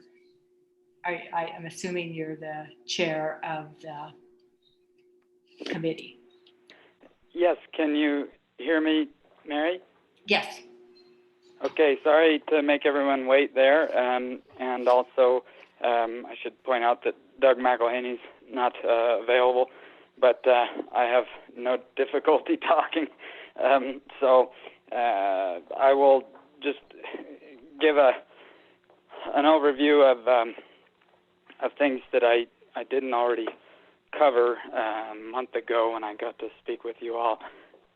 And before I forget, I should address one comment that was put in the agenda packet regarding the timing of this, pointing out that the public at large hasn't been able to look at the Manti-LaSalle National Forest preliminary draft plan, and that it seems likely that the public won't be able to see that until, quote, after the election. And I don't know if that's the likely timing, but if it is, I think that's really just enough timing for this county, if it so chooses to get the Forest Service to make any changes to its preliminary draft. So I don't see this as early in that regard, and I know that the county exercises its opportunity to weigh in on Forest Service and BLM plans prior to the public. It's one of the ways that the county has input on federal lands, but it's also not the final say that they have, and I fully expect as the public learns more about it, as the draft itself changes, that Grand County will continue to weigh in. But I hope that you'll take the opportunity to do so now on the 4 items that affect the ability for the Forest Service to do what I consider thorough travel planning after the forest plan is approved. And the first one is groundwater dependent ecosystems, to make sure that trails, including non-motorized trails, can cross them in sustainable locations, even if it doesn't follow them. So something like a seep on a hillside that goes down quite a ways, wouldn't be become a insurmountable barrier for a trail to cross. The second one is pertaining to the recreation opportunity spectrum, which is the zoning that the forest currently does in its current plan. It's sort of a matter of focus, where you'll have a motorized focus or a non-motorized focus, but the preliminary draft makes it more of a black and white, that there will not be motorized trails in non-motorized areas. Now they say that if there's already one there that's designated, then it should be considered for closure, so not automatic closure. But in terms of new routes, it's automatic. And that may be fine in and of itself, but when you combine that with expanding the non-motorized area by about 5 times, it really would hamper the travel planning. And I'd like to just give one example to show you that even the current travel plan doesn't quite work, and we want to make sure that we can address those things in the next travel plan. So if you were to go up to the top of Beaver Basin on the old road there. There would be a couple of highlights at the end. 2 spurs, one goes to a historic cabin, another one that goes up sort of a rugged mining road to a better view of the glacial cirque. And those are the kind of things that make that route worthwhile, even though it is just a spur. You have to turn around after that. But to turn around prior to those things is going to be tough for the public to do. Now, that they've apparently been required to do that since the late 80s or early 90s, but the signs on the ground don't reflect that. And I think in any case, it's really worth having the discussion of the importance of those spur roads in the travel planning. But if you look at the preliminary draft ROS boundaries, they cut them off, and so it would prevent routes like that from being considered. And we as the Motorized Trails Committee intend to continue educating the public and putting up signs and fences when necessary. But our ability to gain compliance among the general public largely depends on having a reasonable travel plan to begin with, and I feel that we don't quite have that in the Manti-LaSalle. And so if the ROS zones were to stay roughly the same as they are now, it would allow the travel plan to be refined in both directions. I'm sure, but the last couple things, one is in terms of the width of motorized trails, so that's separate from roads, which are more developed. But thing that came up in the July draft, where it defined that the trails shall have widths of track 50-inch or 66. But in fact, there are currently trails on the Manti-LaSalle that are full size, designated as trails to be more rugged. And that needs to continue, so that's simply adding full size to the list of widths. And then the final one is about inventoried roadless areas, keeping in mind that some of those areas actually have existing motorized trails, designated motorized trails, and the fact that they're roadless means that they should stay roadless but not necessarily become motorless. And the current draft, the preliminary draft plan basically establishes a desired condition that those inventoried roadless areas become motorless, which would close trails like Robertson Pasture that motorized enthusiasts have spent hundreds, if not thousands of hours improving for the general public. And so the final thing I'll point out is that these 4 things, in speaking with Paul Spencer of Trail Mix, just as his preliminary response, he's thinking that the Trail Mix is likely to defer to Tyson Swayze of County Trails because it is likely that they'll want to weigh in future. But Tyson, as far as he could see, there's no inconsistency there with what input he intends to propose. So as far as he's concerned, the 4 comments from the Motorized Trails Committee could go forward without putting him or the non-motorized interests into a corner. So with that, I will ask if you have any other questions or comments for me. Questions for Cliff? No questions? I will entertain a motion. Madam Chair, I would move to approve the letter to the U.S. Forest Service for Grand County's cooperating agency review and input on the preliminary draft forest plan of the Manti-LaSalle National Forest. Motion by Curtis Wales, seconded by Rory Paxman. Discussion. Okay, Evan? I think that the points brought up are commendable. And to Cliff's point of, being in step with the trail mix and the active trails and transportation groups, that I would imagine that it could be beneficial to submit a single letter. And especially if we're putting this on the county letterhead, I don't want to send 6 different letters weighing in on different parts of the forest plan. So I would like to see these 4 points compiled into a response regarding the plan as a whole. Any other comments? Just a comment on that.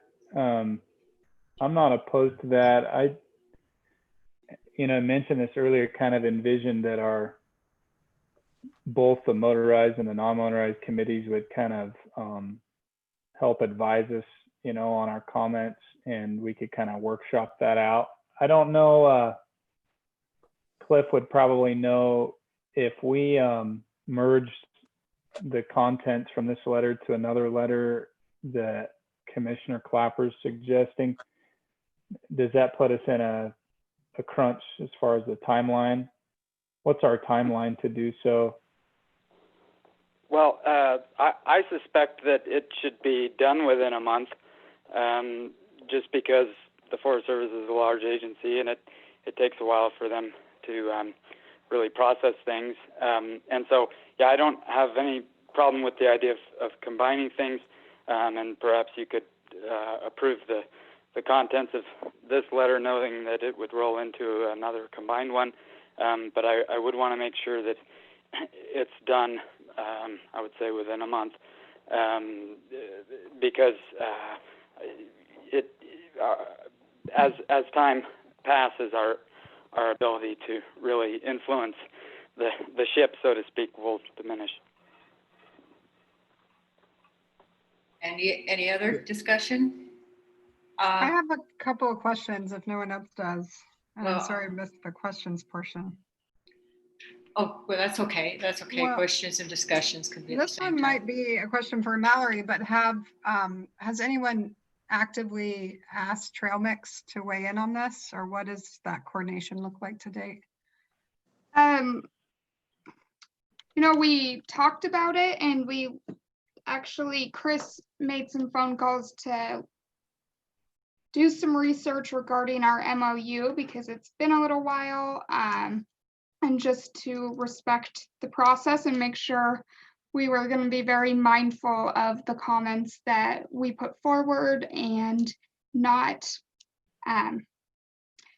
acting in a way that wouldn't be transparent. And so that came up, and what was decided was that they should have input, and that process would take place, but we did not go through who would get that to them. And I think it came down to making sure, first and foremost, that we could share it with them. I don't know, Mary or Jalen from the agenda review, if you guys would add anything, and I could follow up with who I would send that to, and if any permission is needed from all of you, or if you would just want me to share it with Maddie, I assume. Yeah, it's from my understanding, the little bit of time I've had to investigate it, it was a real gray area as to whether, because this is kind of a scoping time, and certain agencies are allowed to see the plan. It is not privy for the general public. So it raises not concerns about the letter, but concerns about the process.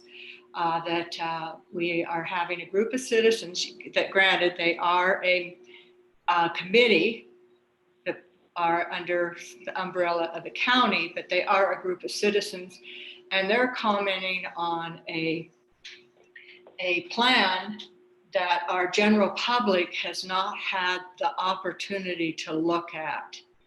And it also, and I have great respect for Cliff, and I'm excited about having this motorized trail group.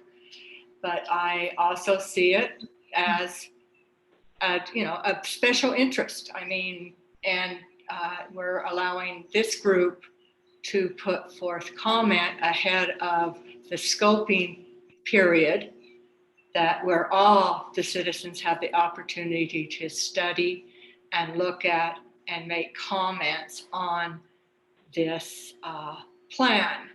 So for just one, it's a real hazy area, and I'm uncomfortable with it. May I make a couple other points? Oh, just one moment, Cliff, if you wouldn't mind. Okay. Madam Chair, may I comment? Yes, certainly. This is our discussion time. So just to be clear, the Forest Service has been asking for formal comment from Grand County on this we're probably getting close to 2 years now. And we've yet to do so. And I've spent some time, and I know Greg Halliday has also as the liaison to this process. It's been an odd process. The government shutdown was disturbance, and they did host some open houses, but the Forest Service has always included Grand County as a cooperating agency and requested comment to the extent that the local Forest Service, our Forest Service kind of district manager, or, excuse me if I didn't get his title correctly, Mike Diem, came into a council meeting and said, we want to hear from you. We have not heard from you. And so at that point, we had zero engagement in the process. And so as I engaged in it and looking at the alternatives, and there was an open house with alternatives, on numerous occasions, I came back to the county council and said, I think we need to workshop this and develop some comments, because this is a big one. And so this isn't, if anything, these comments are late. The intention is not to just hyper focus them on motorized comments.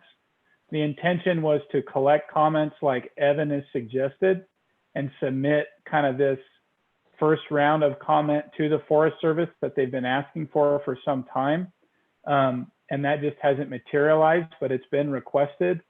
The second thing is in the cooperating agency, kind of file sharing room, which I've had access to, real special interest groups have had access, for instance, the Grand Canyon Trust. And Ms. O'Brien has had access to all of these materials to the point that she's created a whole alternative and sent that forward to Grand County to endorse.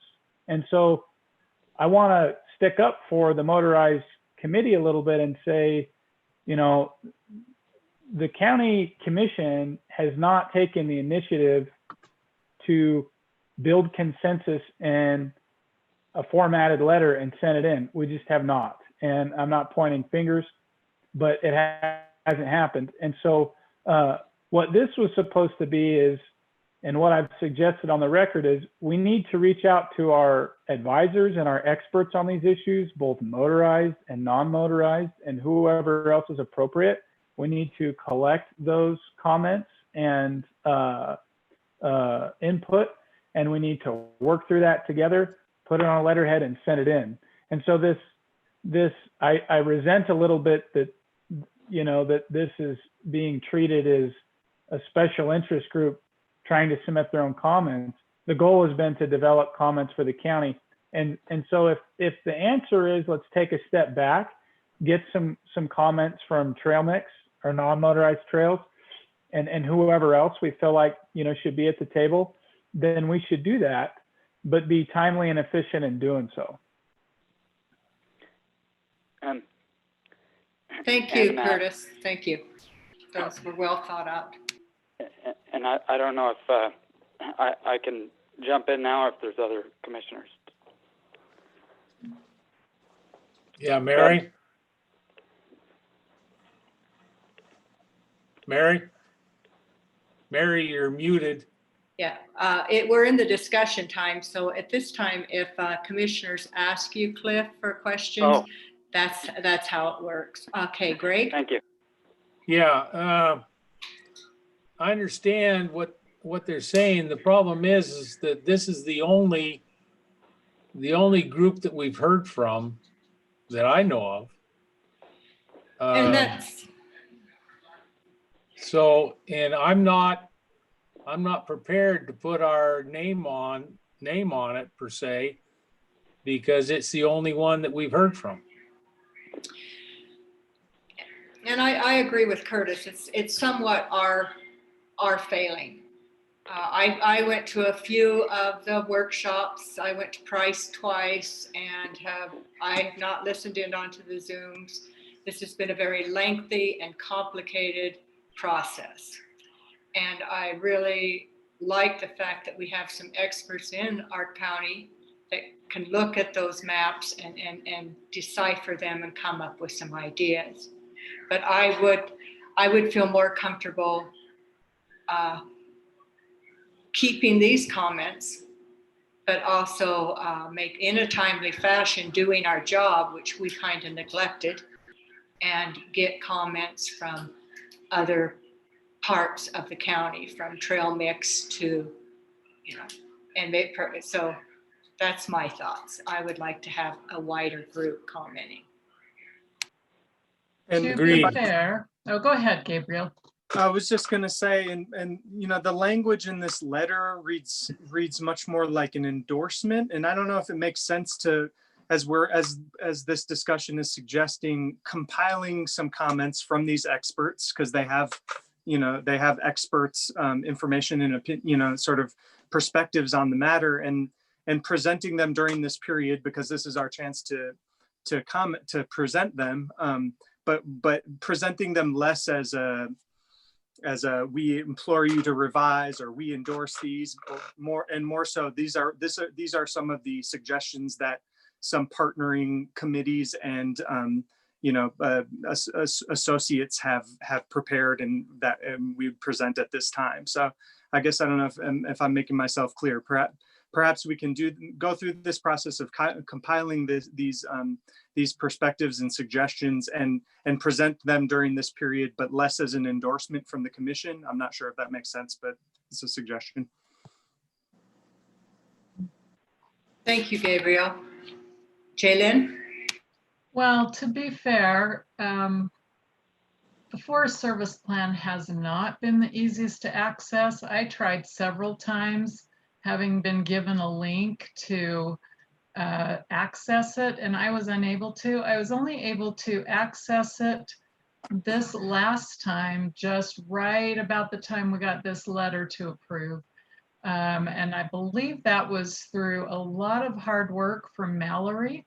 I think she worked very hard to finally get that. She can correct me if I'm wrong, but that was my impression. So the other thing I would say is the letter does seem very one-dimensional. I do respect this group. I'm glad they're part of the county, and I'm glad they're working cooperatively with Active Trails and Transports. However, some of my experts that I would want to consult in addition to those two groups happen to be members of the public and other groups that are not county entities per se. So to me, it's kind of backwards to keep this from the public before commenting. That's all I have. It does seem odd, and I know when we do get to comment, it's a draft form. It's not a final form, and then they take and read all the comments. As far as when I was going to those meetings, that's how I understood it, is that they're working on their first draft form, and then it goes out to the public, and then the public comments on it. But it has been very difficult to access. I agree. I've gotten very frustrated. I'd like to weigh in that I am way behind on this planning process.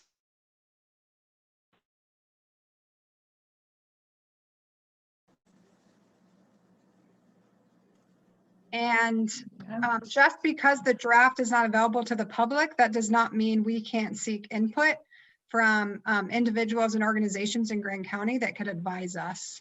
So I think we have dropped the ball, and that's something we need to do. It can be in addition to these two trail groups. And I do have one technical question for you, Cliff. That section 3 that's talking about the road widths, what motorized vehicles are 50 and 66? What is that, foot roads? Talk about those widths and what kind of motorized vehicles those accommodate.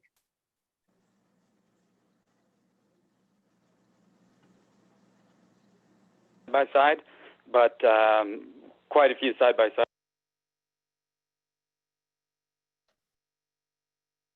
I can't hear you, Cliff. I don't know if anybody else can. I'm sorry. So the 50 inches is the width of an ATV. Actually, they're a little under 50, most of them. 66 inches is the average width of a side-by-side. But there are quite a few side-by-sides wider than 66 inches these days. Okay, thanks. Any further discussion or comments? Well, I just kind of trying to find a way forward here that's constructive. I think sounds like a first step is maybe I'll motion to postpone approval, and then if we could get Trail Mix and Cliff and his committee to deliver us some consolidated verbiage, hopefully within, I don't know, it sounds like 2 weeks at the latest, we can kind of continue to build on that. And if there are other resources that we need to, lean on to provide some content, then folks need to do that. And then, that sounds like an agenda item where we need to merge it all. I still see a lot of value in getting some comments in on the county, where we have some consensus to move the needle as much as we can. They've invited comment from us as a cooperating agency before it all goes public. If we don't want to do that, I guess, I don't know that I'm personally, opposed to that if we don't think it's necessary. If anything, I've felt like we're just kind of late to the game. As a cooperating agency, I think the town of Castle Valley's been really involved. There have been interests, really involved prior to it going public. And so to not have any comments in from Grand County just has made me uncomfortable. So. I agree, Curtis. Yeah, I know early on in the process, we had some, kind of comments from 10,000 feet or whatever, and they were saying, oh, not yet. And they kind of told us to hold off until they had more together on their end. I'd echo what Jay Lynn was saying about the difficulty of accessing some of this. And I don't know about having the Motorized Trail Committee reach out directly under their own letterhead. But I'm happy to they've obviously brought something to the table. I think that if we get other organizations, not just like recreation committees, but we might want our fire warden and such weighing in on some of the other plans that are going on up there. I don't know how much the winter recreationalists have weighed in up there. I don't know if a workshop before our next meeting would be too quick, but I would kind of ask those entities that want to weigh in to come with content like the Motorized Trails Committee has, and then we can see if there's conflicts between those or if they're all kind of in step. And some of those early kind of visioning or goals that we came up with for like a, from 10,000 feet could be included. And then some of the stuff that's brought forth from this committee is pretty granular in terms of exact verbiage and such. I don't really see the council getting down, or the commission getting down to that nitty gritty level, but we could kind of have like an opening statement sort of thing of the vision that we would like to see the forest expand upon, and then kind of include some of this other feedback.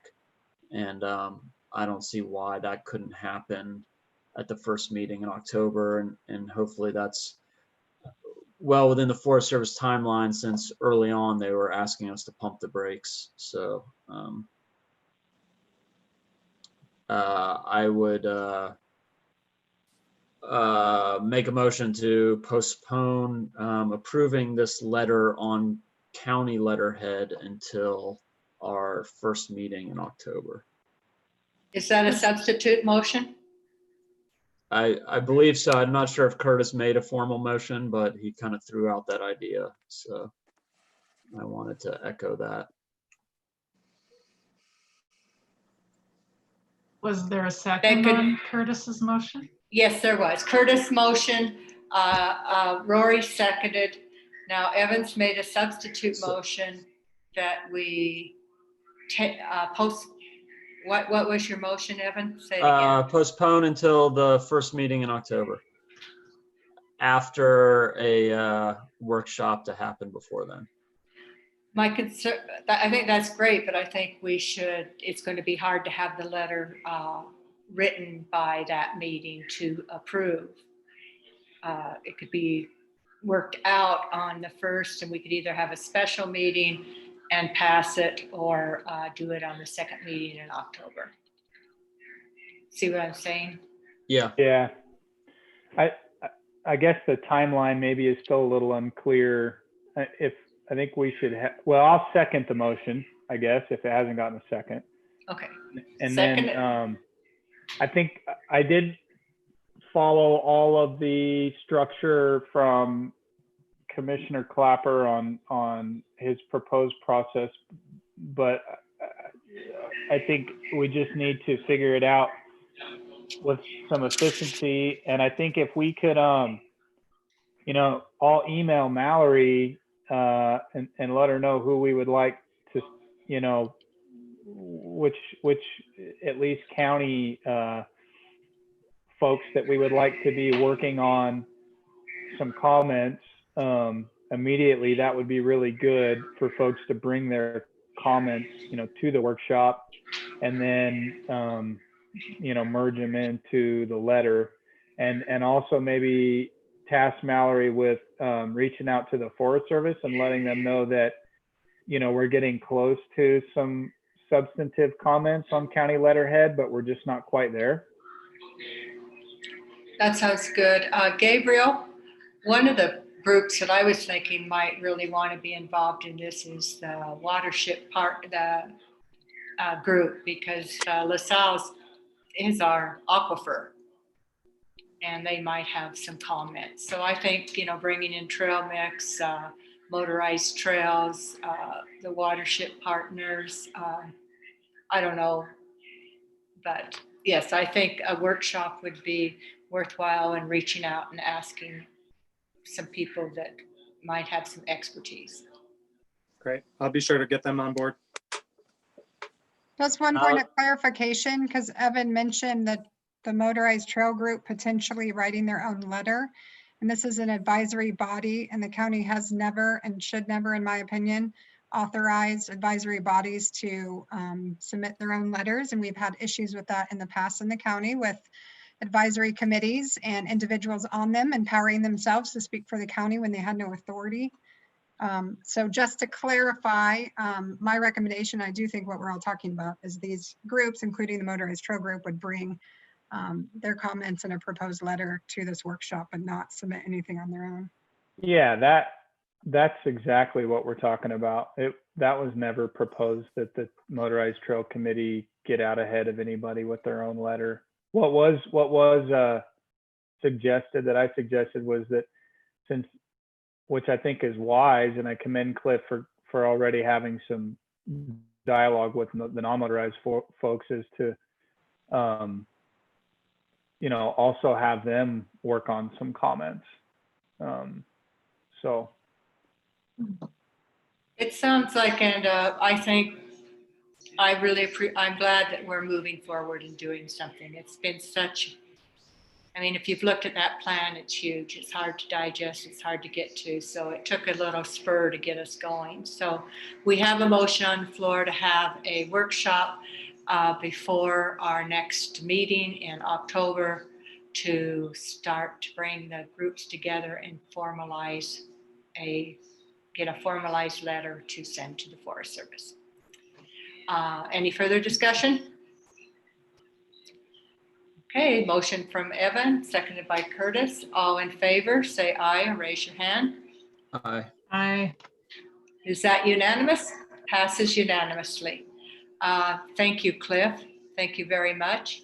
It is 6 o'clock, so we have reached our second public comment time. Is there any public that wishes to comment at this time, Mallory? I'm sorry if I'm going to call on the same number again. I should write these down, but there's somebody with the last 4 digits, and this might be Cliff. 8334. I think that's Cliff. It is, and I'll hang up now. Thank you all for your consideration. Thanks, Cliff. Now, I see somebody on the Zoom meeting that raised their hand. Judy, did you have a public comment? Okay, would you unmute yourself, introduce yourself, and try to keep it around 3 minutes? Hi, I'm Judy Powers, and I just got back from a camping trip, so, but I just want to comment on this Willow Springs development. I really hope that you can wait until that plan, the 313-191 plan has been finalized. I have to say something really does need to happen out there. It's pretty out of control, and I'm hoping we have something like the Sand Flats, although they need a little more money to kind of keep that from getting hammered too. But I would really hope that we wait until we have some idea what plan we're doing before we start approving big developments. Thanks for your time. Thank you. Do we have anyone else, Mallory? The only other number is the last 4 digits, 5749. If you're here for public comment, *6. Otherwise, that's it, Mary. That's me. Oh. Who's Hello, me? that's me. I didn't know about *6 earlier, so I just tried to holler at you, but it didn't do any good. This is Carla Hancock, and I would like to make a comment. Yes. Okay. I'd like to say I agree with the things Judy said, and I'm glad I don't have to repeat those. I have a hard time understanding why the council would even accept a renewed request for consideration of that RV park at Willow Springs, or any other overnight accommodation proposals, since the majority of county residents have made it plain that they felt no more applications should be considered till all those approved have been completed. When I had a chance to speak to this issue at earlier council meetings, I mentioned what I considered the real possibility of an economic recession, if not an actual depression, which could leave the community with major business closures and empty buildings. I think we will all agree that it appears the pandemic's impact will make this possible a reality. We are all hopeful that the present owners of overnight accommodations can weather this storm.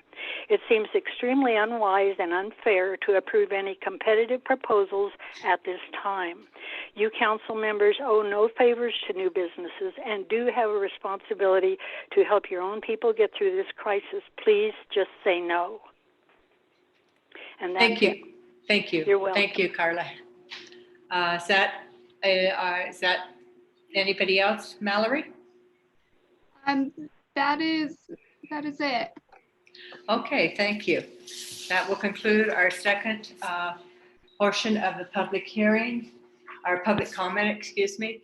We are now on item D, adopting ordinance amending Article 4, Section 4.7.6B, Article 5, Section 5.4.1, and Article 9, Section 9.1.5, comma, 9.1.8, comma, 9.2.5, comma, 9.9, comma, 9.91, 9.9.2, and 9.12 of the Grand County Land Use Code. Neela? Good job, Mary. So this is the public hearing item that we had at our last meeting, which is up here for a vote. And I just wanted to let you know that we had one public comment that we took into consideration and adjusted the noticing section a little bit to better reflect the Utah State Code, and as well to take the county away from a potential requirement that we notice all public meetings, which I think we were inadvertently doing with our last edit. So we've just cleaned that up a little bit, and we haven't made any other changes, so it's the same as it was last time. Thank you. Chair? Questions, sir? Yes, Gabriel? Well, I'd like to make a motion. Thank you.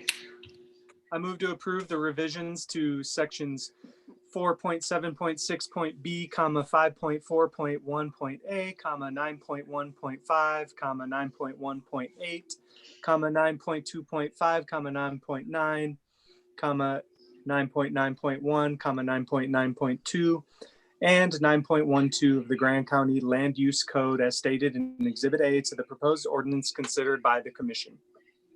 Thank you, Gabriel. Do I have a second? Second by Greg. Any further discussion? Seeing none, all in favor, say aye. Aye. Aye.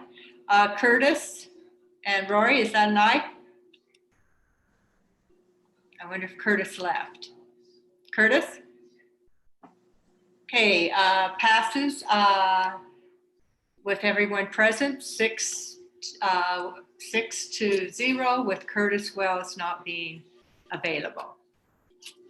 So we are now moving to item E. No, we are finished with item E. We did that already. So now we're at item F, approving letter of support to the Office of Consumer Services regarding broadband infrastructure in Grand County. Commissioner Wells. Missing in action. Well, does anybody else want to speak to this? The motion, it seemed pretty straightforward to me. Madam Chair, I'll take a stab at it.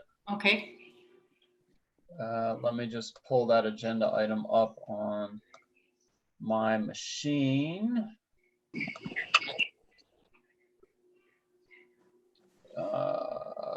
Item F.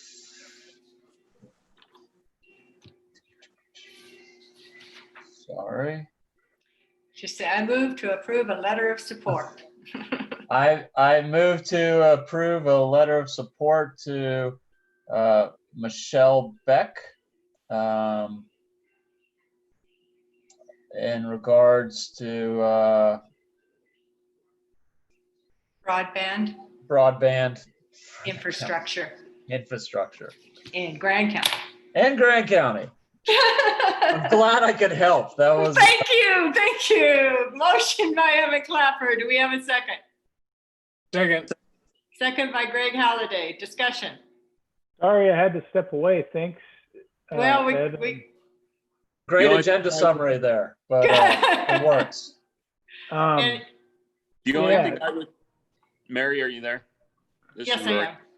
Hi, I was Rory. just going to say, the only thing I would say is, do we need to add on the end is and authorize the chair to sign all associated documents, or is there? We don't need to do that anymore. Okay. This isn't the real letterhead, is it? Well, so. It doesn't look like our letterhead. Is I it don't- on the one that says your name in the top corner, Yeah, ma'am? I don't like that. It should be from Grand County and then all of us. I can change that over. Yeah, that's, no, Grand County needs to be in Grand County Council, my name and everybody else's, just like the old, I don't know how this came about, but I just want it on the more traditional letterhead. So if I might just explain really briefly, this is something that I've been working on with Elaine, and this kind of helps. Essentially what this does is kind of put us on the record and puts us on a path to having the development of fiber throughout the valley move forward. And this is something that Elaine's worked on and, you know, has kind of been requesting. And so I'd asked Elaine, you know, to more or less put it together in a letter that we could send out. As far as the format, I'm not quite sure what that's about, but in summary, this is I think a really good direction for us to go, and a pretty establishes a movement towards a pretty significant component of economic development and diversification. And so I think it should have our support. Okay, any further discussion? All in favor? Aye. Passes unanimously. We are now to item G, approving the reclassification of building director pay grade from a grade 15 to a grade 16. Renee. Good evening. So with this reclassification of the grade, we were able to pull the 2020 market data for the position and establish that the grade should be moved up to the grade 16 per our pay chart. If you take a look at your market data, you'll see the average is down there at the bottom in red. That's over the 29 data points. And that falls right in line with our grade 16. So I can add anything more if you'd like to hear anything else about this position.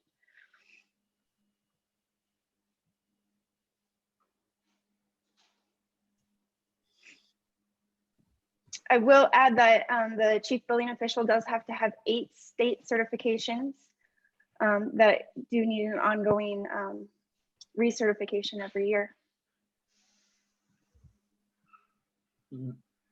Madam Chair? Did we lose her? I would move to approve the proposed grade change for the chief building official from grade 15 to grade 16, effective September 15th, 2020. Thank you, Evan. Motion by Evan Clapper. Do we have a second? Second by Greg Halliday. Any further discussion? Go ahead, Gabe. I just wanted to say I wanted to offer my gratitude and appreciation for all the great work that the chief building inspector does for the county. That's all. Thank you, Gabriel. Evan? I was curious if there was edits made to the job description as part of this. No edits to the job description. Okay. So I guess my only comment, Mary, Chair, would be, I mean, in a case like this, I've always been dissatisfied with the county's pay system and the way we determine what pay people get. I mean, in this situation, you can see he's still at the very bottom. He is one that has to have multiple certifications, and it would just be nice if down the road we could consider some way to compensate folks for the extra certifications and recertifications that they have to have. I'm not saying we have to, you know, change this agenda item or anything, but it just, sometimes the county pay scale doesn't seem to take into account some critical things. And that's all I have. Thank you. Elaine, any further discussion? Seeing none, all in favor? Aye.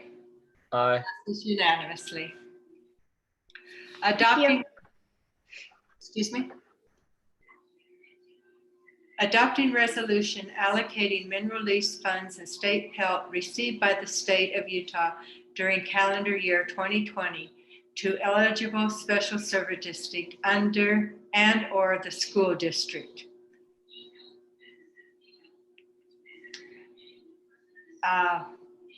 Mallory, are you taking this on?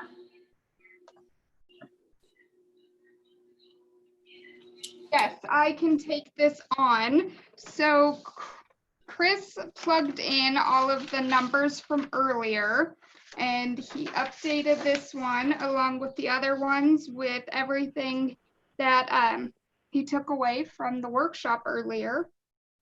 So there should be the agenda summary in there. And do you want me to share my screen with the updated worksheet that Chris did? Would that be best? No, I just. I received an email after that workshop that had the adjusted summary. So I don't know if we need that in the motion, but I don't feel we need to discuss it after the workshop more. No, I don't either. We just need to, the first one is state PILT, Joe. So do you want to make a motion reading the numbers for us, Evan? Let's see. The state PILT, so I would approve or move to approve allocations of the state PILT monies divided between the EMS Special Service District at 50%, the Recreation Special Service District at 30%, and the Grand County School District at 20%. Motion by Evan Clapper. Do I have a second? Second. Seconded by Gabriel Wojtek. Discussion. Yes. I thought that the district got 30. Okay, maybe I'm wrong. Mallory, share your screen. Okay, here we go. It was 40-10 previously, and we turned it to 30-20. Here we go. Okay, so, yeah.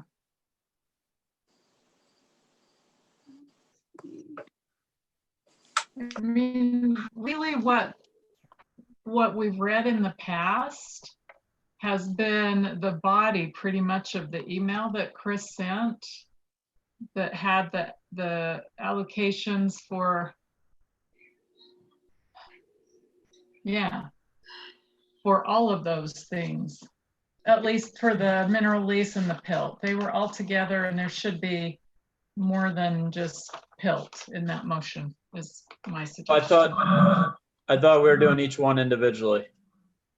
Well, agenda item H says allocating mineral lease silt. It says silt, but it's actually PILT, mineral lease and PILT.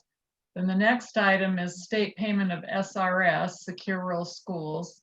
The next is allocating healthcare facilities, and the last is transient room tax. So, sorry, I was on my email page, not the agenda. So I could read the whole summary at once as a substitute motion.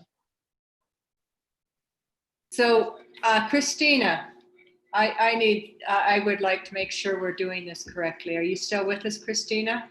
I'm still here. But I'm not really clear on, typical procedure. I think maybe we better do it like item H, item I, just because that's how it's presented on the agenda. Correct? Yes. So the first one be adopting, yes. Mm-hmm. Okay, go ahead, Evan.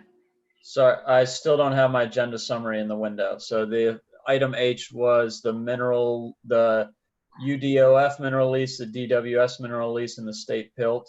It was the. Yes. Okay, so I approve the allocations of the UDOF mineral lease to be split between the Recreation Special Service District at 23%, the Transportation Special Service District at 67%, and the Solid Waste Special Service District at 10%. I would also approve the DWS mineral lease to be split between the Recreation Special Service District at 65% and Solid Waste Special Service District at 35%. The state PILT monies to be divided between the EMS Special Service District for 50%, the Recreation Special Service District for 30%, and the Grand County School District for 20%. All of the SRS, the U.S. Forest Service schools monies, 100%. What was I it? think that's in another motion. Oh, sorry. So that's good. The motion by Evan Clapper. Do we have a second? Seconded by Gabriel Wojtek. Discussion. Okay, I'm confused. I'm sorry. I'm making this harder than I'm sure it is. But so, Evan, did you say in your motion for the UDOF appropriated mineral lease, 23% to the recreation and 67 to the transportation? Yes. And 10% to solid waste? Yes. Because that equals, does that equal 100? No, it doesn't. Okay. I thought it equaled 110%. Disregard. I'm sorry. Never mind. Okay.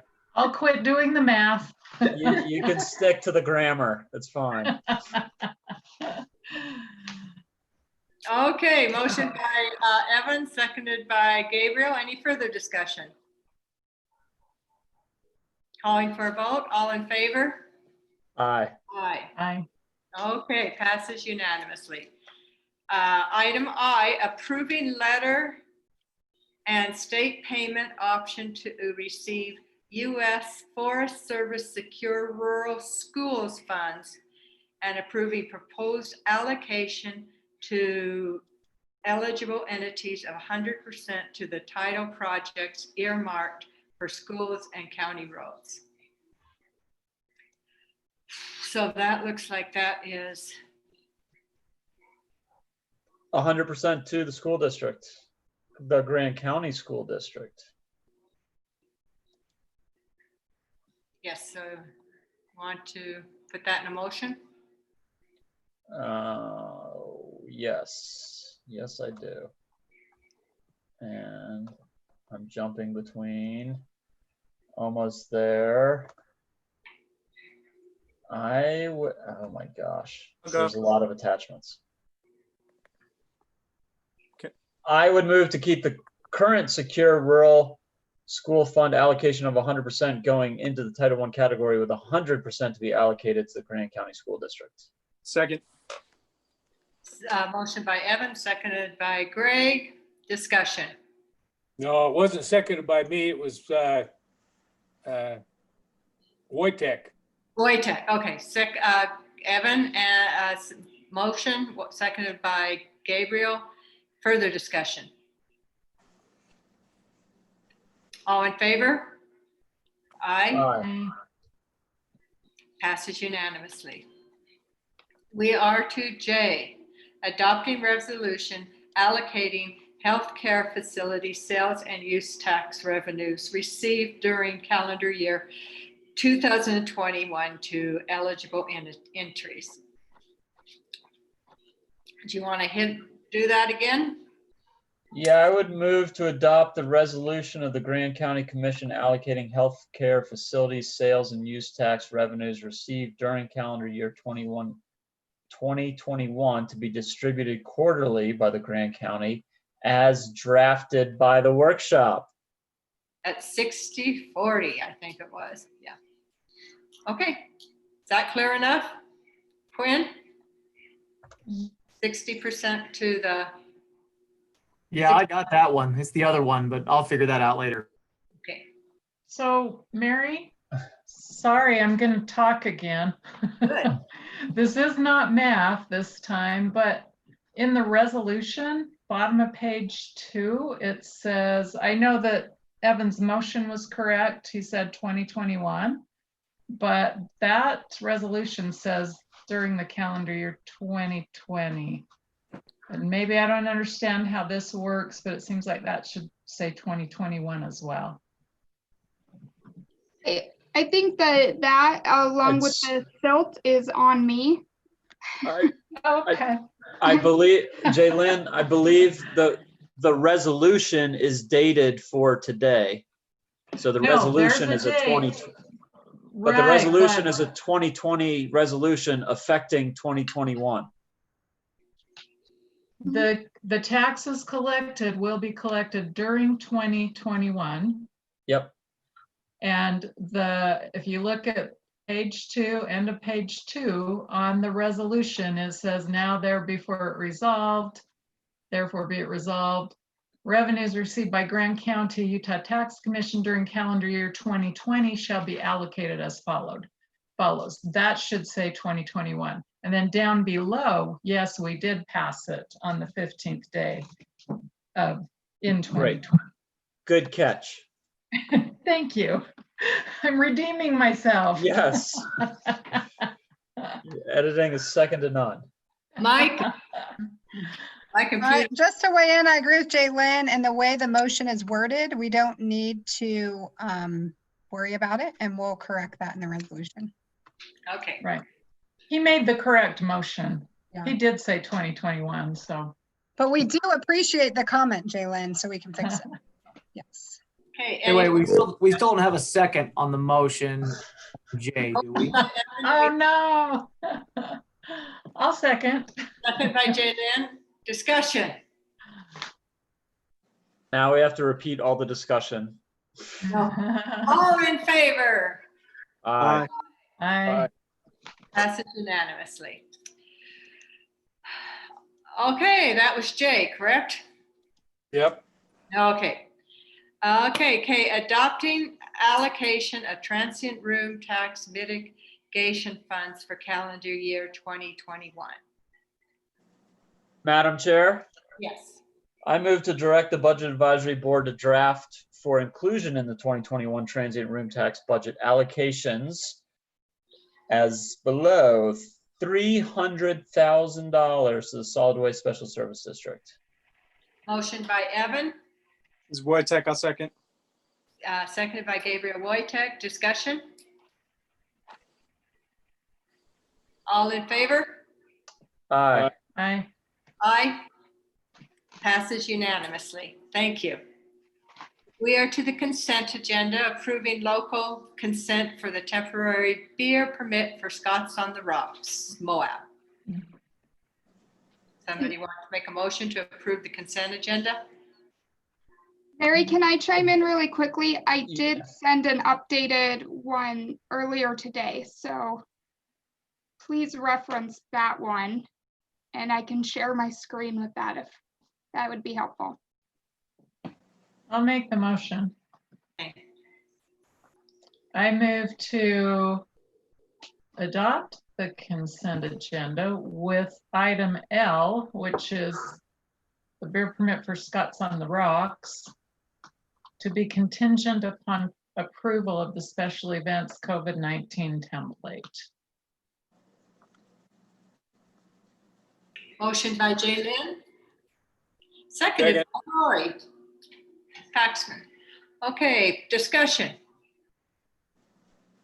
All in favor? Aye. Aye. Passes unanimously. We are to discussion items, calendar and public notices. Matt. Yes, quickly, I think the most important calendar item is Chris's birthday, so that we make sure he's here and I don't flounder this. Don't let him have a birthday on Tuesday again. Yeah, no kidding. But the big thing is the public notice for the job posting. We are now hiring for the planning and zoning administrator. That was posted last week, so that will be up. It runs for 2 weeks in the TI. So if you know anybody, please encourage them to apply. In terms of special events, it was kind of mentioned, I think, by Christina earlier, that we're kind of working through that process and figuring out some things, especially with COVID, that we can do a little smoother. Especially, I think the last item was a pretty good one of making sure we have things in place so that we aren't coming to you all when there's a stipulation we need to work through. And if so, having that on the regular action item section versus consent agenda. But things are coming along, and Scouts on the Rocks is going forward. And yeah, I think that that's really about it. Thank you. Thank you. Yeah, we'll have an MBA meeting, I believe, next October 6th. And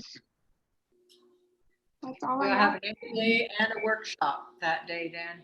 So have the MBA meeting at 4. They usually don't take long. Okay, is there anything else? We have reached the end of our agenda. Rory, we got you out way before 8. The time is 6:36, and I will adjourn this meeting of the Grand County Commission.